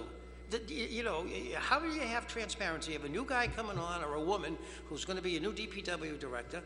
There's got to be a direction, and this should be a high priority for a direction that should be given to this new person coming on. You can't run programs that are inconsistent and incompatible to what's supposed to be done, but you need the signage that goes along with it. So you can't be Houdini trying to figure out what's going on if the streets aren't properly signed. That's why it's a combination of signage and consistency to the program. You can't do it in reverse. You can't have the program, then decide to put the signage up. So that's why I would say, Mr. President, a committee of the whole meeting with DPW, and the public to get some of their ideas. This is great. You're going into a new adventure. Bring them in. Let them know that this is their city. This isn't a closed shop of ideas. Thank you. On that motion, a citizen wishes to speak. Good evening. Please state your name and address for the record. Welcome. Yes, Valerie Geiselman, 318 High Street. Welcome. This week I was happily anticipating having the corner of High Street and Austin Road swept. And as the sweepers came along, one neighbor ran out and moved her car, and there was still another large van there, and I ran to that neighbor's house. I think I got the right house. Nobody was home, so the street sweeper had to go around it and leave a large swath of leaves, which I will have to pay someone to pick up or do it myself. And so that was very disappointing. I didn't see any tickets on our street, and I really don't like to see my neighbors getting ticketed. On the other hand, now I have to pay to have these leaves removed. And the other thought is that many people feel intimidated about raking the leaves out, but my understanding is if the leaves come from the trees that belong to the city, and if they're on a berm that actually belongs to the city, that it should certainly be okay to rake those leaves out so the sweeper gets them. The sweeper doesn't come in really close anyway. So if you loosen up those leaves, and sometimes they're muddy and wet, and the sweeper will pick them up. And they are leaves from the trees that actually belong to the city. They're on city property. And I think that people are intimidated by some of the statements they hear about not sweeping. And obviously it means not the leaves from your yard on your personal property. So I think it would be nice to have some of those things clarified. Thank you very much. And is there a community service at the high school that would help senior citizens, sweep up leaves and things like that? Someone mentioned it to me, but I haven't found out about it.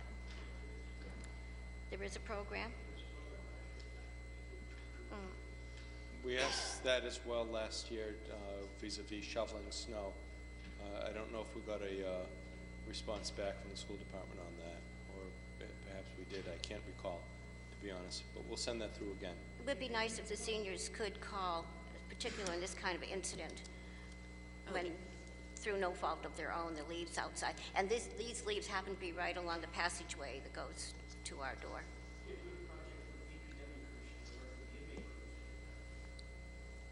And try to call maybe the senior center. There's like 4 or 5 people that work there. They might have some answers on who to call to get some. My understanding is that they usually do things that are of a safety concern. Safety. I don't know if that would fall into the category. And I know they have a handyman, so that's why I didn't know if they could answer that for you. It's usually some kind of safety repair. That's my understanding. But leaves can be a safety issue too if they're wet. True. Thank you. Very good. Those pieces have been added as amendments. Chair recognizes Council Caviello.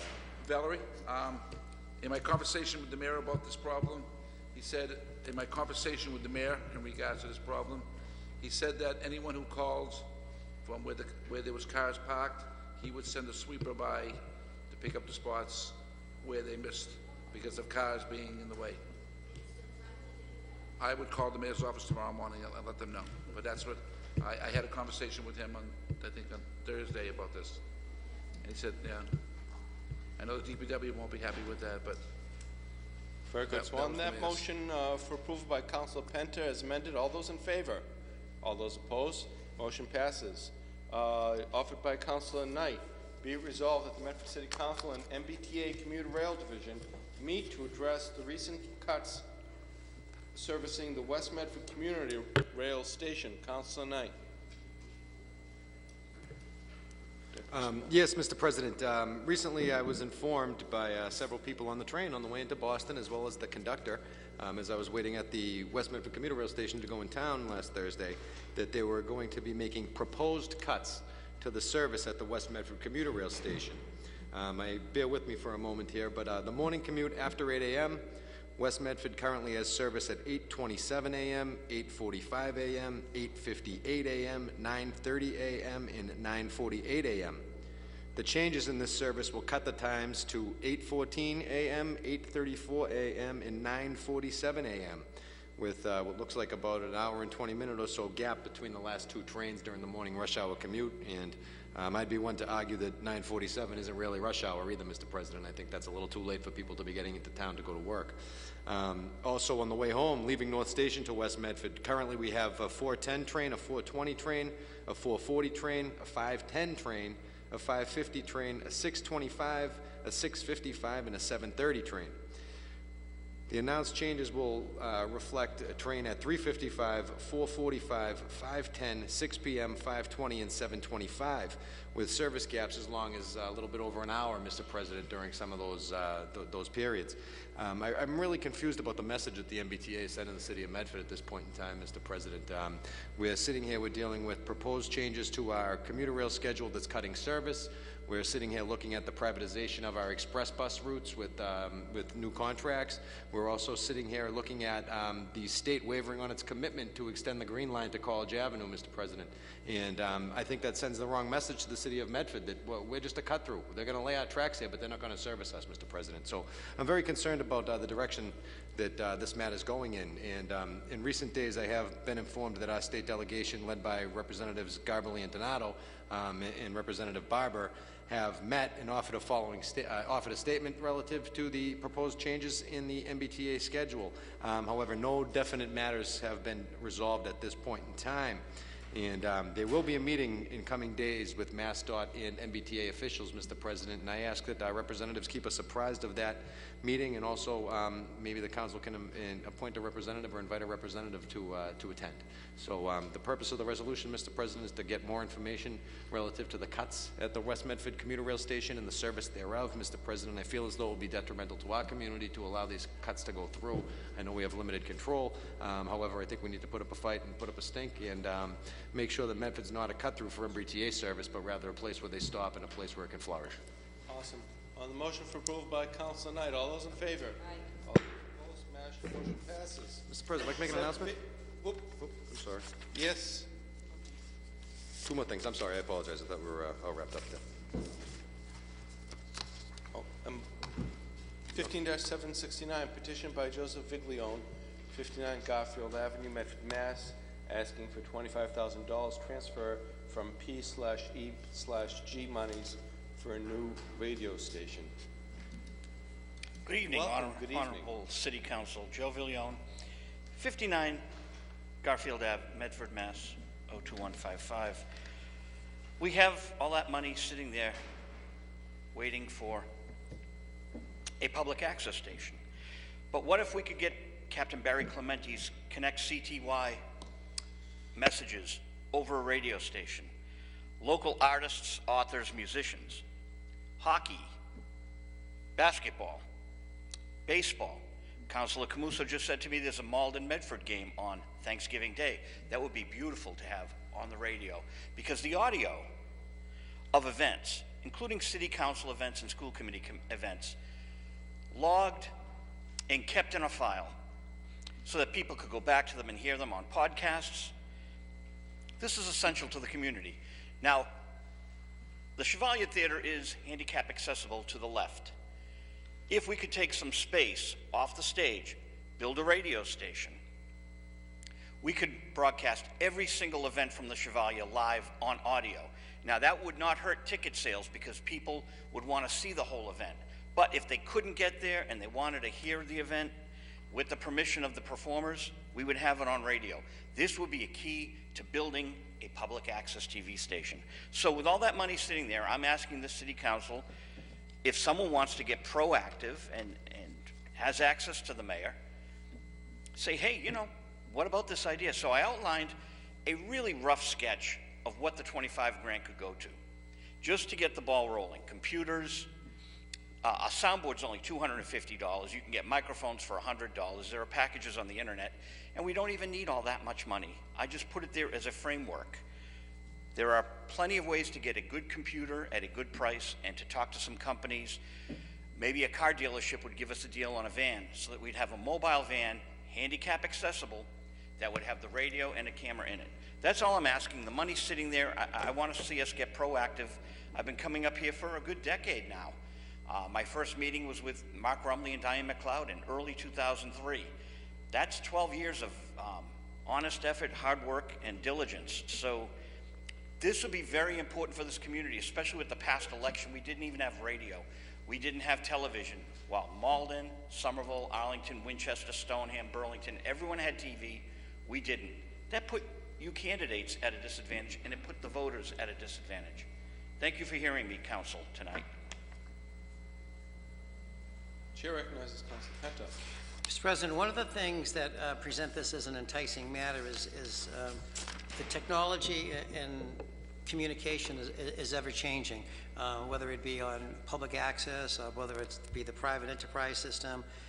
But another thing that should be looked upon with this radio station is by making it something locally accessible, you want to encourage handicapped folks to have the same opportunity. And one of the things that the speaker just mentioned, being at Chevalier Auditorium, whether it's there or the public library, someplace that's easily accessible on a bus route for whatever it might be. The proposed location for the high school at the present time is not easily accessible. It's not handicap accessible. It has too many detriments running against it, especially late at night, evenings, wintertime, inclement weather, and what have you. But this idea of having a station where people can come and be heard and hopefully be the catalyst that eventually gets ourselves with a public access station, I think it's a great idea. That's number one. Number two, with the mayor sitting on over I believe it's about $370,000 at the present time in public access money, and not having public access in the city since December of 2013, I believe this is the mayor's intentional failure to move forward on something that he is contractually bound to do according to the contract that he has not only with Comcast but also with Verizon, who came on a couple of years ago. So what we're looking at is the idea of getting small equipment at not a very large price. We're not looking at 4,000 to 5,000 square feet of space. We're not looking at buying vehicles. We're looking at something that can present not only an interest in this community, but it can present itself with accessibility, because that's what's mandated in the contract that Comcast just signed with the mayor for another 10 years. Unfortunately, another 10 years with the same vendor without having an opportunity to have this thing monitored even after the third or the fourth, fifth year. So with that being said, I think what we should do is to, I think we need to do is to get the exact dollar amount as to what we have. This is coming into the fourth quarter of this year, and I don't think those monies will be readily available until January of next year. So what our monies are as of September 30th of this year, that brings us to the third quarter for Verizon and Comcast. And the idea of having, and they don't have a public access or a cable access committee. And without having a public access committee and only leaving this in the hands of the mayor, it's quite obvious that not only whether you were a candidate, not a candidate, or whether you were a person in the community who wanted to see your elected officials or a new candidate running for office, you lost that opportunity because we have no public access. But you're being charged each and every month through your Verizon and your Comcast bill. So if this a radio station is the beginning effort, if it's a catalyst to get ourselves going, I think it's a great way, it's a great move to do it. And with that being said, I would urge my colleagues to urge the President administration to go forward, and he's not going to respond back why he's not having public access, but it's another area to say, let's do this in the interest of not only public access, but it's also in public communication as it relates to what's going on here in the community. Every single person behind this rail, every single person on the other side of the rail will have that opportunity to be on the radio, to be interviewed, or to possibly have a show that talks about our city of Medford, whether you like or dislike, you know, and where we need to go. I just don't understand why this administration was in such fear of having public access. And I don't know what he could have possibly thought that public access was going to do to him. He's not serving in office anymore. He's retiring. So his office wasn't even at issue. So every single council that's here that ran for re-election, every new council that was running, the school committee income, they were denied a privilege. They were denied their opportunity to go forward. And that's what public access is all about. So here is another opportunity through the mechanisms of public access to have a public radio offering. And I just think it's a great way to go forward. And Mr. President, I'm going to ask that you, and I don't know if you're going to be the incoming president, or who the new president's going to be next year for the city council. Well, you might be the mayor, you never know. But the fact of the matter is this, that, whoever the president's going to be should take the leadership role to move on this particular issue in the interest not only of public information, but just in the interest of the city of Medford. Was it you, Councilor Camuso, that just said Malden is having this televised for their football game coming up as they, was it Joe? You said it, I'm sorry, you said it. Yeah, it's a big game, right? Well, we don't have nobody to do our big game, okay? And we haven't anybody to do our big game for years, and the sad part about it is each and every month you just keep paying out in your Verizon and your Comcast bills. It's not fair, and the taxpayers of this community, the ratepayers for cable television, deserve better. They deserve to have their money used and used properly. So that's being said.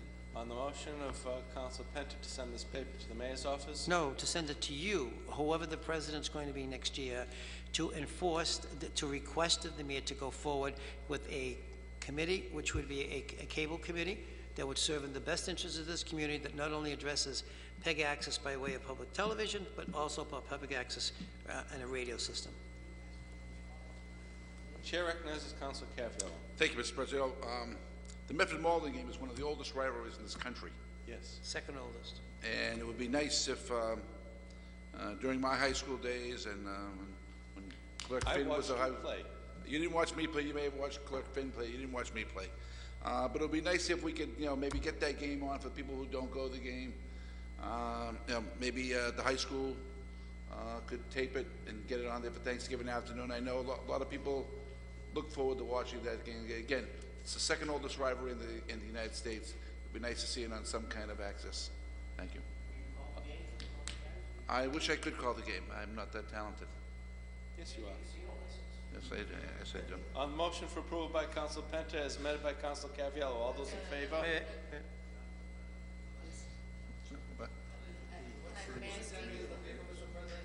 The favor, the paper is referring it to me for action for next year. No. Yes. I said refer it to the president, whether it's be Councilor Dela Russo or whoever if you want to take action before the end of the year, so be it. But I think there definitely needs to have a public access committee, and I think at your behest, or whoever the president's behest is, they encourage the mayor to go forward and put that committee together so we can go forward with public access. Clerk has that. I think we'll discuss that in the next term then. If I may. Chair recognizes the man at the podium. 59 Garfield Ave, Joe Villione again. Malden Access TV, I've worked with them hand in hand. I brought a lot of musicians to Malden Access TV. Maybe they'll be taping it, in which case I will contact them tomorrow and see if they are. I would volunteer my services. I have things to do, of course, on Thanksgiving Day, but providing there's time, it should be documented. So I will reach out to MATV, and maybe we could put it on the government or high school channel. Chair recognizes Vice President Longo Marx. Thank you, President Dela Russo. I just want to second Councilor Penta's resolve. I think we do need to figure out where we're going to go with the TV access come new administration especially. The voters were disadvantaged. I agree with that wholeheartedly. Candidates were disadvantaged. We also have had such a failure to move forward, and it's a shame. I feel like we're, stealing from the ratepayers. We have a portion of money that's being set aside from your, cable bill, and it's not being used. It's just sitting there. We don't know how we're going to move forward, and it seems to be just a complete stall. This is something that has been on the council's agenda for a very long time, and we luckily were able to shut down TV3 a couple years ago, but it's just an absolute shame that we can't move forward on a TV station that the ratepayers are paying for. I think that if we're going to move forward, the next council and the next administration have to be at the table together. Absolutely. To make a decision to see where this is going to go. Because as you said, and I apologize for speaking from the chair, but Councilor Penta has pointed out consistently, as have all the other councilors and you, Madam Vice President, that a portion of people's pay for cable is being attached for these services, so we got to come to a just resolution on this. So on the motion of Councilor Penta, all those in favor? Roll call has been requested. Mr. Clerk, if you would, please call the roll. Counsel Camuso. Yes. Counsel Caviello. Yes. Counsel Knight. No, Mr. President, I'd like to record voting in the negative based on redundancy. Based on what is it? Based on redundancy.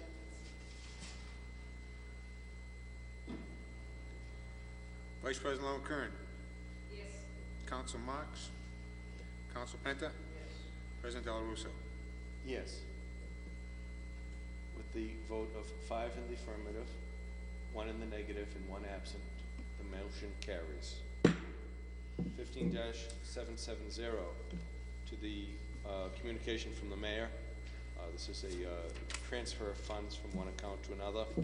To the Honorable President and members of the Medford City Council, City Hall, Medford, Mass. Dear Mr. President and councilors, I respectfully request and recommend that your honorable body appropriate $104,000 from the sale of lots and graves account to the cemetery department salary account.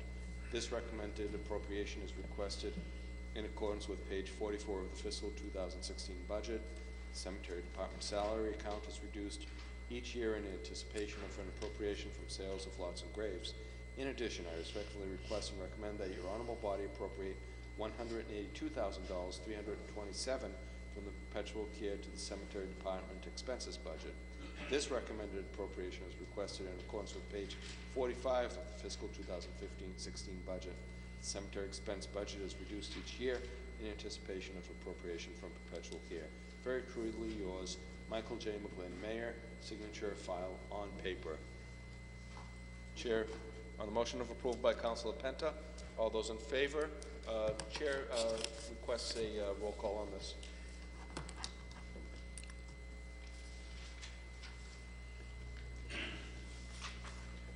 Counsel Camuso. Yes. Counsel Caviello. Yes. Counsel Knight. Yes. Vice President Lone Kern. Yes. Counsel Marks. Counsel Penta. Yes. President Del Russo. Yes, with a vote of 6 in the affirmative, 1 absent, the motion carries. Motion by Councilor Knight to take papers in the hand of the clerk and then to address papers that have long been tabled. All those in favor? All those opposed? From the city clerk's hand offered by Councilor Knight, be it resolved that the Medford City Council express its deep and sincere condolences to the family of David Rassico. In addition, offered by Councilor Marks, be it resolved that a moment of silence be held for longtime Medford resident Barbara Steele Cassidy on her recent passing. Please join me in standing for a moment of silence. Oh, one more. I apologize. And also offered by Councilor Camuso, be it resolved that the Medford City Council send its condolences to the family of Mary Mae McLean, who passed away recently. Mae was a longtime employee of the Medford Public Library.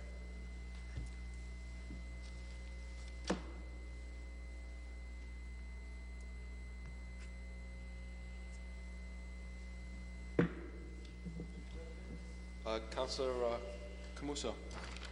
Move suspension of the rules to clear up some of the old business on the council agenda that's been lingering since 2014 in some cases. Yes, on the motion to clean up some unfinished business. All those in favor? Those opposed?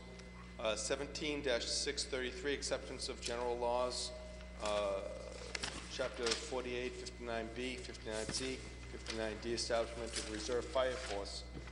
Motion to take it off the table. All those in favor? Those opposed? Motion by Council. Motion to receive and place on file. On motion of Council Camuso to receive and place on file. All those in favor? Roll call vote has been requested. First one. It's, Reserve fire department. it's been there since 2013. 13-633. It never was acted on, never pursued. Counsel Camuso. Yes. Counsel Caviello.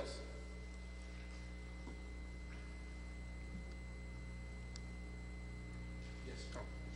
Counsel Knight. Yes. Vice President Lone Kern. Yes. Counsel Marks. Counsel Penta. Yes.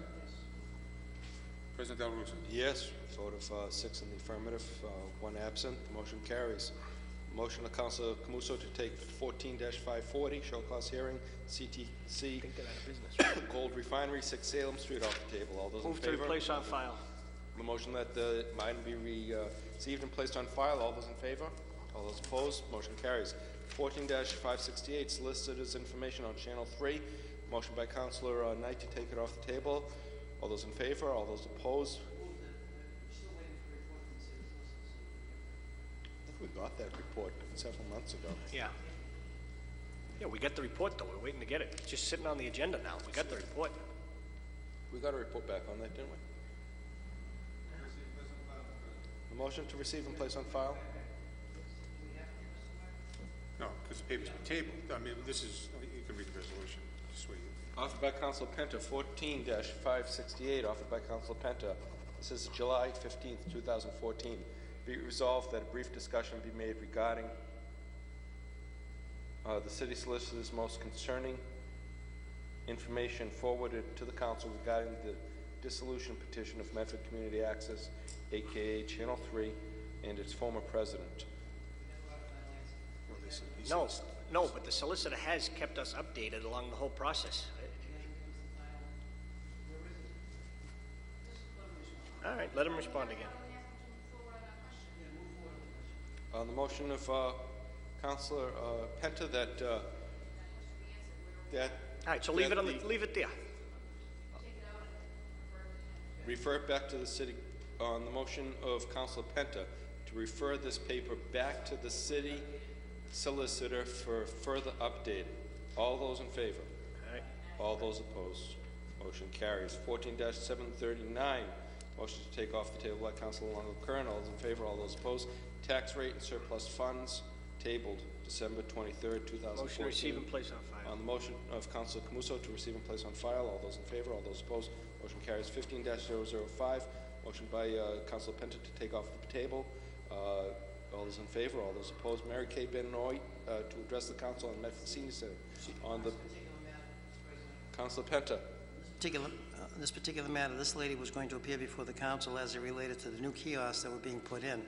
And as a result of, unfortunately, I don't believe she came to the meeting on that night, but the Republic people said at that point in time that they were going to have a meeting down there at the end of January. Then they bumped it up to, I believe it was March, and then they changed it to a later date, and I think it was in May. So with that being said, that was the purpose of the meeting of the senior center. How and where would the seniors be able to park, and what was the process going to be, so to speak? They brought the kiosk down there. On the motion of Councilor Longo-Kern to receive and place on file, all those in favor, all those opposed, motion carries. 15-056 on the motion of Councilor Knight to take off the table. Author provide updated breakdown of bonds. On the motion of Councilor... We'll go to last week. Yeah. On the motion of Councilor Longo-Kern to receive and place on file, all those in favor, all those opposed. 15-631, motion by... 361. Councilor Camus. On the motion of Councilor Longo-Kern to receive and place on file, all those in favor, all those opposed. 15-432, motion to take off the table. Leave that there, Mr. President. We'll be discussing that later on. That's coming back this next week. We're meeting on that. Yep. That's going to stay on the table. 15-551. Motion to take off the table. All those in favor, all those opposed. $75,000 appropriated for potholes and repairs. Receive, place on file. That this motion, on the motion of Councilor Camuso, receive and place on file. All those in favor, all those opposed. 15-556. What's that? Revised amendment to fiscal 2016. Mr. Clerk, what is that? That was the money to cut the budget and then take it out of the other account. The budget passed. It's over with. Motion of Councilor Longo-Kern to receive and place on file. All those in favor, all those opposed. Motion carries. 15-574, update on Medford Cable Access. Refer this one, Mr. President. Can we just leave that outstanding right now? Because It's the same as the other one. If we're, It's the same as 14-568 from the city solicitor. Update on the TV3. yeah, just merge them together. That's what I was going to say. Merge these two together. I get you. That on the motion of Councilor Penta to take this on the table, off the table. All those in favor, all those opposed. On the motion of Councilor Penta to send 15-574 574 back to the city solicitor. And merged in the And the administration, and that it be merged with with 14-568. Right. and ask for speedy response. All those in favor? All those opposed? 15-506, hearing National Grid and Desire Verizon on Canal Street. Motion to take off the table by Councilor Knight. All those in favor? All those opposed? Chair recommends for a motion. I think they're still working. Yeah, they're still working on that. National Grid's still working with it. That this go back to the table pending update from the engineer by Councilor Camuso. All those in favor? All those opposed? 15-561. Receive and place on file. All those in favor? All those opposed? Without prejudice, in case that gentleman comes back. Roll call has been requested on the item number 1561, which was removed from the table tonight, and by a motion of Councilor Longo-Kern to receive and place on file without prejudice. I'm just saying that, so if the gentleman does want to come back and appear, it's within the 90 days. It's right around the 90 days, but... Very good. Mr. Clerk, please call the roll.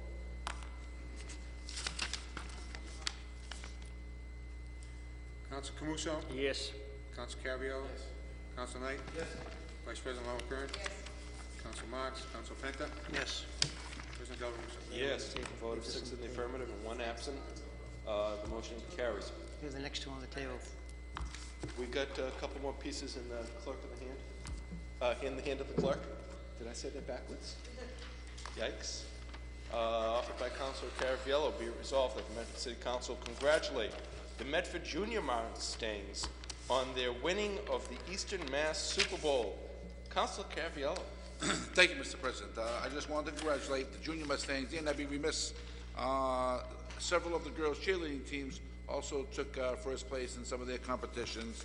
So I just want to send the congratulations to all those young men and women for their great job.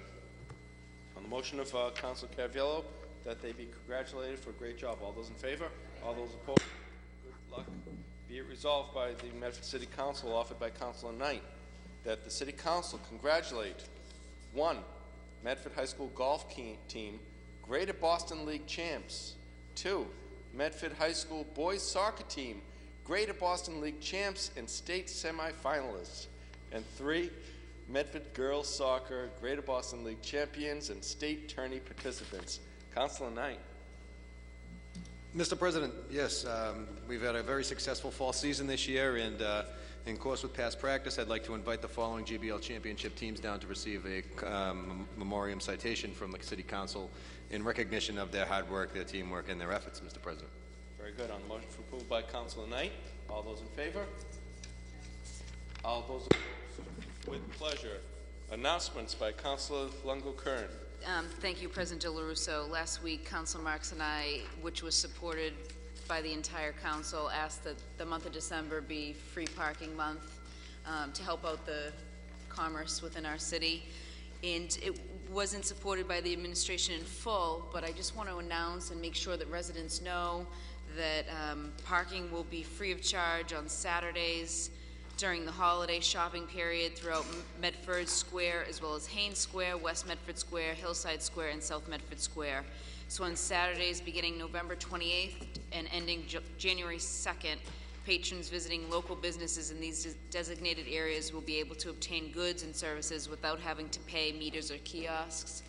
I'd also just like to ask that we do put signage on our kiosks that Saturday is free parking, or we make sure that the meters do not accept money, so that everybody knows. I mean, it's going to be hard to get the word out to everybody, but Saturdays from November 28th to January 2nd, there will be free parking in Medford in our squares. So I want to thank the administration for taking our recommendation and moving it forward, even though it's not in its entirety. It's something. It's something for the customers and the businesses. So, thank you. Thank you. The records. Councilor Penta. Mr. President, earlier this evening, the Committee on Transportation met as it related to papers in committee. And some of the things we discussed were the concerns as it relates to the Craddock Bridge, bus stops in Medford Square and in West Medford, and other ancillary matters.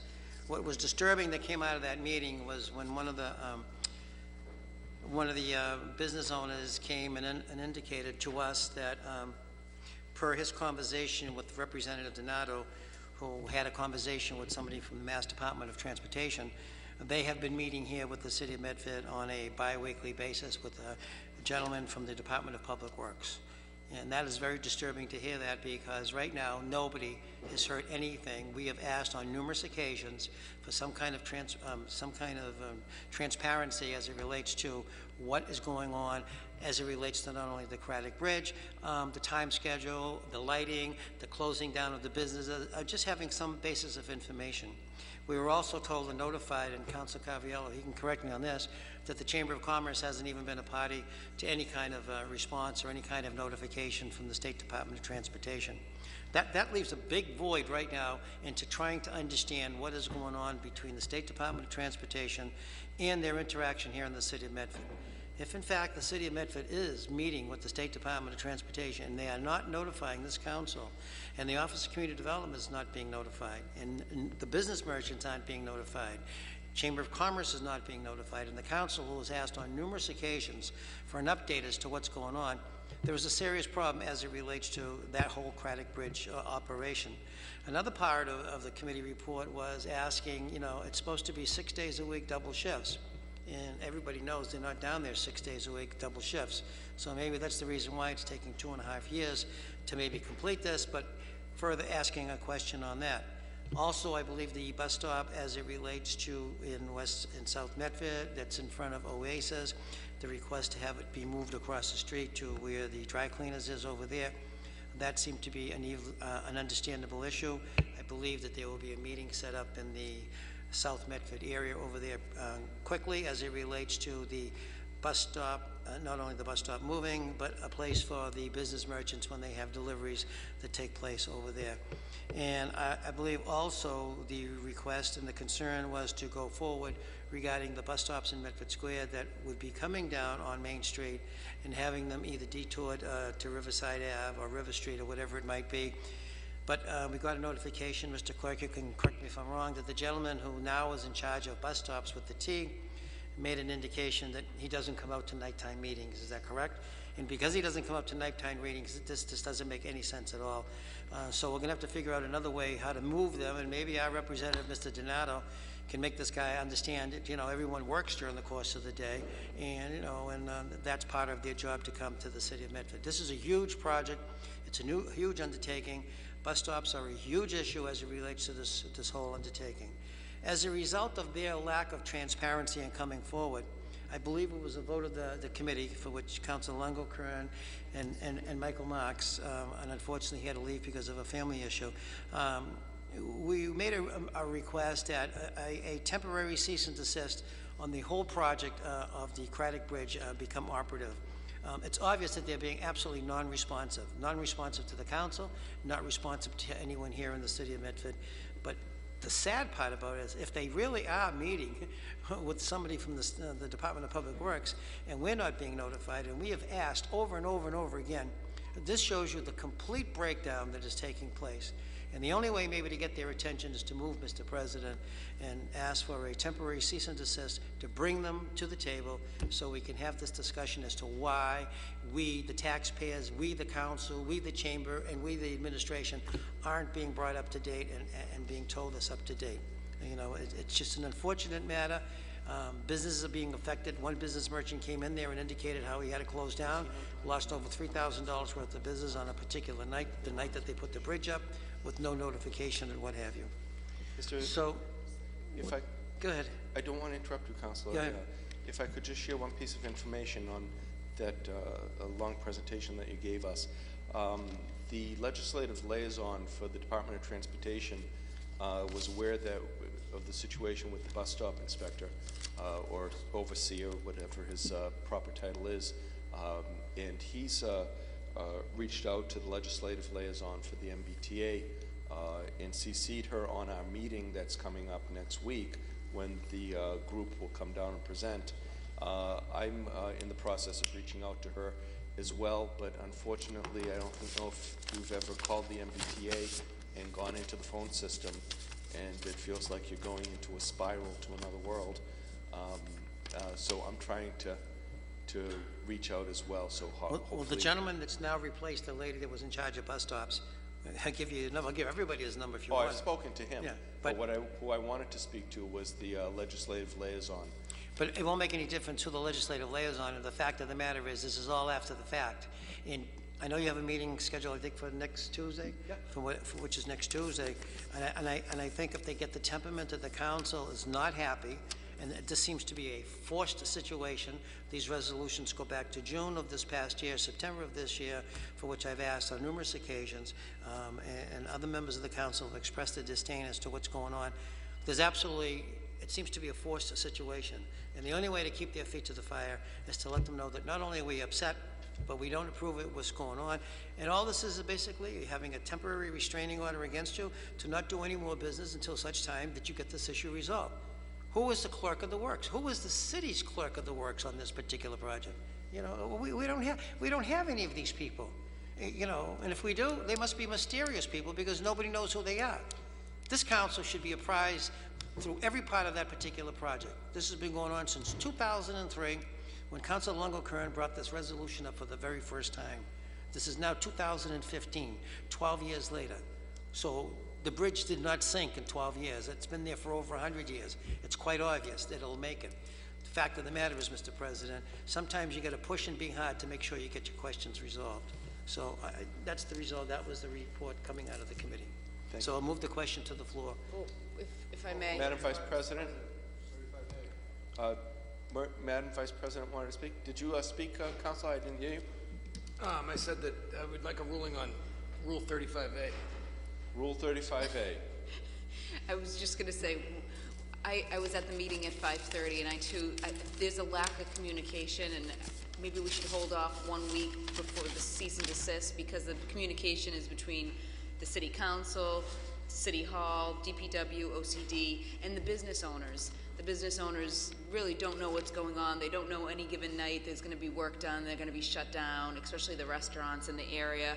So if we could get an update from the DPW director. Does MassDOT actually meet with somebody from the DPW every other week to discuss what's going on? Because if so, that communication should be forwarded to the rest of the city, and especially the business owners and the City Council and obviously the administration. But I also wanted to get an update from OCD, our director, Lauren DiLorenzo, because she was not involved in the process a year, maybe two ago, when they were, moving forward with it. So I'd like to know now, is she being updated? Does she know what's going on? Does she know any given night when they'll be doing work? Or is that, who knows, and why isn't it being communicated throughout the rest of the city is my question, because that is a problem. If I owned a business in Medford Square and I knew a temporary bridge was going to be put up and the street was going to be shut down, I would want some notice, and I would, business owners deserve some notice. So I agree with what Councilor Penta is saying. I was there for the meeting. We listened to the business owners. So if we could just get those questions answered first, because is it the lack of communication within City Hall trickling down, or is there actually just a lack of communication from MassDOT? Because the city deserves explanation and an outline of what's going to take place week after week after week, since this is going to inconvenience us for another 2 to 3 years. Madam Vice President, so that we're going to do as an amendment. It's up to Council Penta. In addition to the report, we'd have to withdraw then the request for termination of activities. But can I just briefly comment? I receive at least twice a week, because I've been involved since day one on the whole Green Line Extension project, a very well-managed project, whether you agree with it or not, in any development of its history throughout the decade here. Nonetheless, twice a week, anybody who's on their email list gets an email blast on updates on every aspect of that project, whether it's in Medford, Somerville, Cambridge. Green Line, yep. Green Line. There's no reason why. It seems to me that this is a matter of horrid communication. The incident 2 weeks ago, when they shut down Main Street and people weren't notified, is horrid. And there's got to be an issue regarding communication. I'm not surprised that any major construction project has, bi-weekly updates with the DPW or somebody in this building, but clearly, again, that's not being communicated out. And there's no reason why the businesses should suffer, and we were told at the beginning this summer that there would be a outreach person from, is it Zane Construction, Zillow, Zane? Zoppo Construction. So I hope we can get that all resolved, but I want to recognize Councilor Camuso, who's been patiently waiting while I've spoken from the chair. Thank you, Mr. President. And I certainly agree with Councilor Longo-Kern's frustrations and the business owners that should have close to up to the minute what's going on with the project, especially when it affects their businesses. But I don't want to send out the wrong message that if this city council votes for a cease and desist, that the trucks are going to pack up, they're going to leave, and there'll be no work that gets done. That's just inaccurate. It's irresponsible for us to let people think that we have the power to do that, because we do not. Furthermore, if we do delay it, if we had the authority for a cease and desist, it's only going to add additional days on the end of the project. So it'll be 2 years and 3 days if we did that. So as I stated, I think they have to work on their communication. The particular department that is overseeing this project, which is it's a state project, it's not the City of Medford, the Mass Department of Transportation, as the President indicated, between them and the Gaming Commission, I'm getting emails twice a week with updates on the projects. And given that that's the same entity, MassDOT, I don't see why we can't get the same, and interested people like the restaurants, like the banks, like the auto schools, and everyone else in the particular area can sign up for those alerts as well, as people along the Green Line extension route receive weekly. So if we could just ask for that, but I just don't want to send out the wrong message that a cease and desist is something that we have any control over whatsoever. Thank you. Councilor Penta? I don't think, I hear what you're saying, Councilor Camuso. It's not sending out the wrong message. It's sending out a message that we're really upset that they have no right to operate like this. But 2 points. The first one is this, that even if this were to happen, they'd back end the days. That's not true, because they were supposed to be doing 2 shifts right from the beginning. They're like if they work 3 days a week, if they're working 3 to 4 right now, and they're not doing double shifts. So I'm not really worried about that. I'm just more concerned over the fact that if, in fact, these meetings have taken place, then the responsible person in behalf of the city has failed to notify the appropriate authority, whether it be at the mayor's office, the council, OCD office, or whatever it might be. And the last part, Mr. Clerk, I forgot to mention, is to get the minutes of those meetings. I believe it's on there. The minutes of the meetings that DOT has had, whoever the city person is that has been to the meetings on this bi-weekly basis. You know, if Representative Donato has been told by DOT that the meeting has been taking place, according to him, as he explained to one of the business vendors in the community, then, you know, something's going on here. Nobody knows nothing about it. It doesn't make any sense. It's unfair. So with that being said, I'll hold off on a week until after the meeting of next Tuesday, and then let's just see where we're going. But, you know, hopefully they'll be really forthcoming. Well, it's with not some only of these that. things and willing to budge and work with us. Beyond that, you just hope the MBTA comes here too. I mean, because you can't piecemeal this thing together. It's not making any sense. Well, it's not that. You know, that's why we have our representatives and senators. This is where their clout comes in, okay? If they're really worth their salt as an elected official up in the State House, they'll get those people here from the MBTA, because they're not going to want to hear us. Yes. Are we, so on the motion of... Mr. President, I agree with Councilor Penta. You know, as far as the lack of communication, even with the chamber and everybody else. But again, I don't know if we're in a position to dictate whether we can do a cease and desist order on this company. But I do recognize that, you know, there does need to be more communication happening here, and I'd hate to send the wrong message to the construction company by sending a cease and desist. Very good. So, on the motion of Councilor Penta, that the City Council receive the minutes of meetings. Any and all meetings between the city representative and DOT. Okay. And also that we have a representative...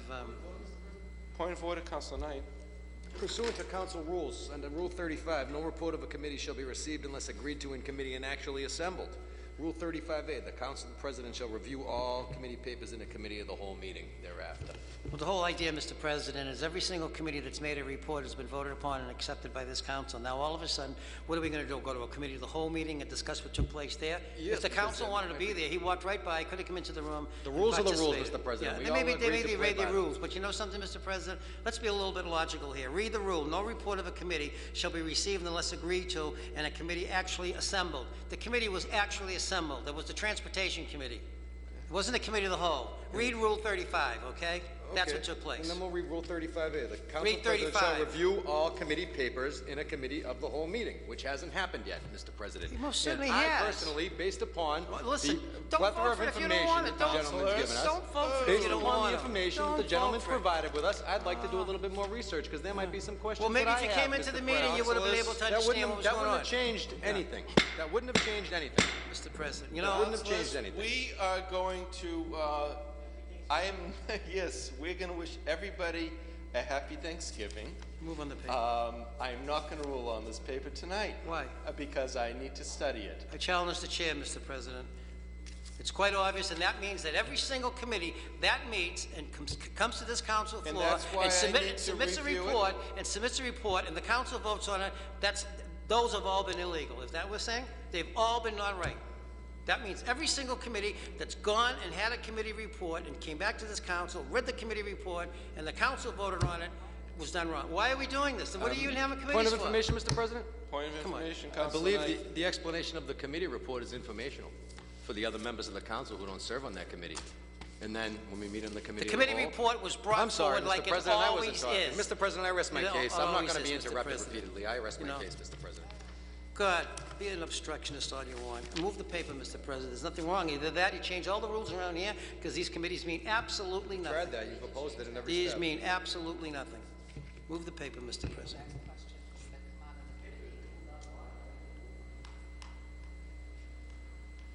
Why don't we take a recess?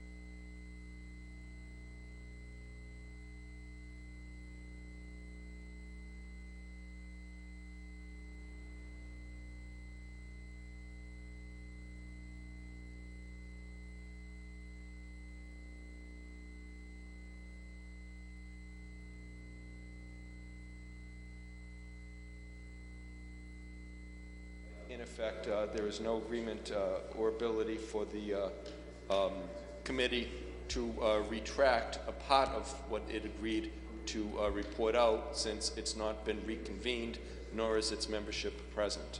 So, therefore, the motion is that the following questions be asked, and those questions were enumerated by the counselor and taken down by the clerk. On that motion, all those in favor? Aye. All those opposed? Thank you. Happy Thanksgiving again. And the records of the meeting of November 17th were presented to Councilor Caviello for inspection, and we're grateful. Before we do the records, Councilor Camuso, yes. What do you think, the body, I posed this to the body in the form of a resolution, having a committee of the whole and take up all papers that are in all subcommittees? We have stuff in there from 2007 that just never dealt with it. Or they could have been acted upon. They could have been acted They're upon, all resolved, exactly. a lot of them. I looked at the list. So in other words, every time the clerk prints out the city council tracking sheet for subcommittees, committees of the whole, it's just wasting ink and paper. Therefore, I think at this time where, especially with 2 members of the council are moving on into retirement, it would be the appropriate time to clean up the business beforehand of this particular council. I think it's a good idea, but whatever the council wishes. And if we want to keep stuff in certain committees, you keep it there. But there is stuff that worked itself out. I think procedurally, Mr. President, papers need to report themselves out of committee, have to be reported out of committee to meet the committee of the whole, right? So they'd be in committee until the subcommittee reports them out. So everybody has to call a subcommittee report. So the subcommittee meetings would have to be called, or each individual subcommittee chair can perform an audit of the items that are in their committee, and then report back to the council what's sleeping and what's alive, and then we can meet as a committee of the whole and discuss what's going on from there. I mean, whatever procedurally we decide to do. I mean, I think procedure is important, Mr. President. Procedure is established so that we're open and transparent. I agree 100%, but I also think we have to do whatever the proper procedure is to clear up the council tracking resolution. It's 17 pages long. I say that in a funny fashion. It's not 17 pages, but it's quite lengthy, and it's stuff that we're talking about buildings that don't even exist in our community anymore. We got papers in there talking about the DPW water building that burnt down. The water building is no longer there. So whatever the proper procedure is, I think we should address all over the place. And a lot of the ones that are in committee of the whole, although they may not have been reported out, have all been acted upon otherwise. If not, you guys deal with it next year. I mean, if it's been in papers, if it's been in committee since 2007, chances are nothing's going to happen with it anyway. That is true. We can be cognizant of it anytime we call a committee meeting. You want to do it on a Friday night or? No, just say we can. Let's do it this Thursday, 10 o'clock, instead of going to Medford Home Stadium. Madam Vice President?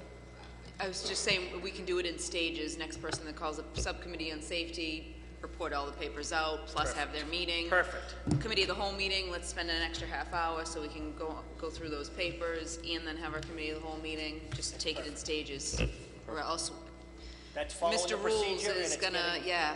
The rules are the rules. They didn't make them up. They're in place so that we can provide order, so that it doesn't turn into lunacy. You know, that's why we have the rules. We're avoiding lunacy Happy at Thanksgiving, all everybody. expenses. The records, how'd you find them, Councilor? Mr. President, I have found the records in order, and I wish all my fellow councilors happy Thanksgiving. On the motion of Councilor Caraviello to approve the records, all those in favor, all those opposed. On his motion for happy Thanksgiving, all those in favor, all those opposed. On Councilor Penta's motion for dismissal, all those in favor, all those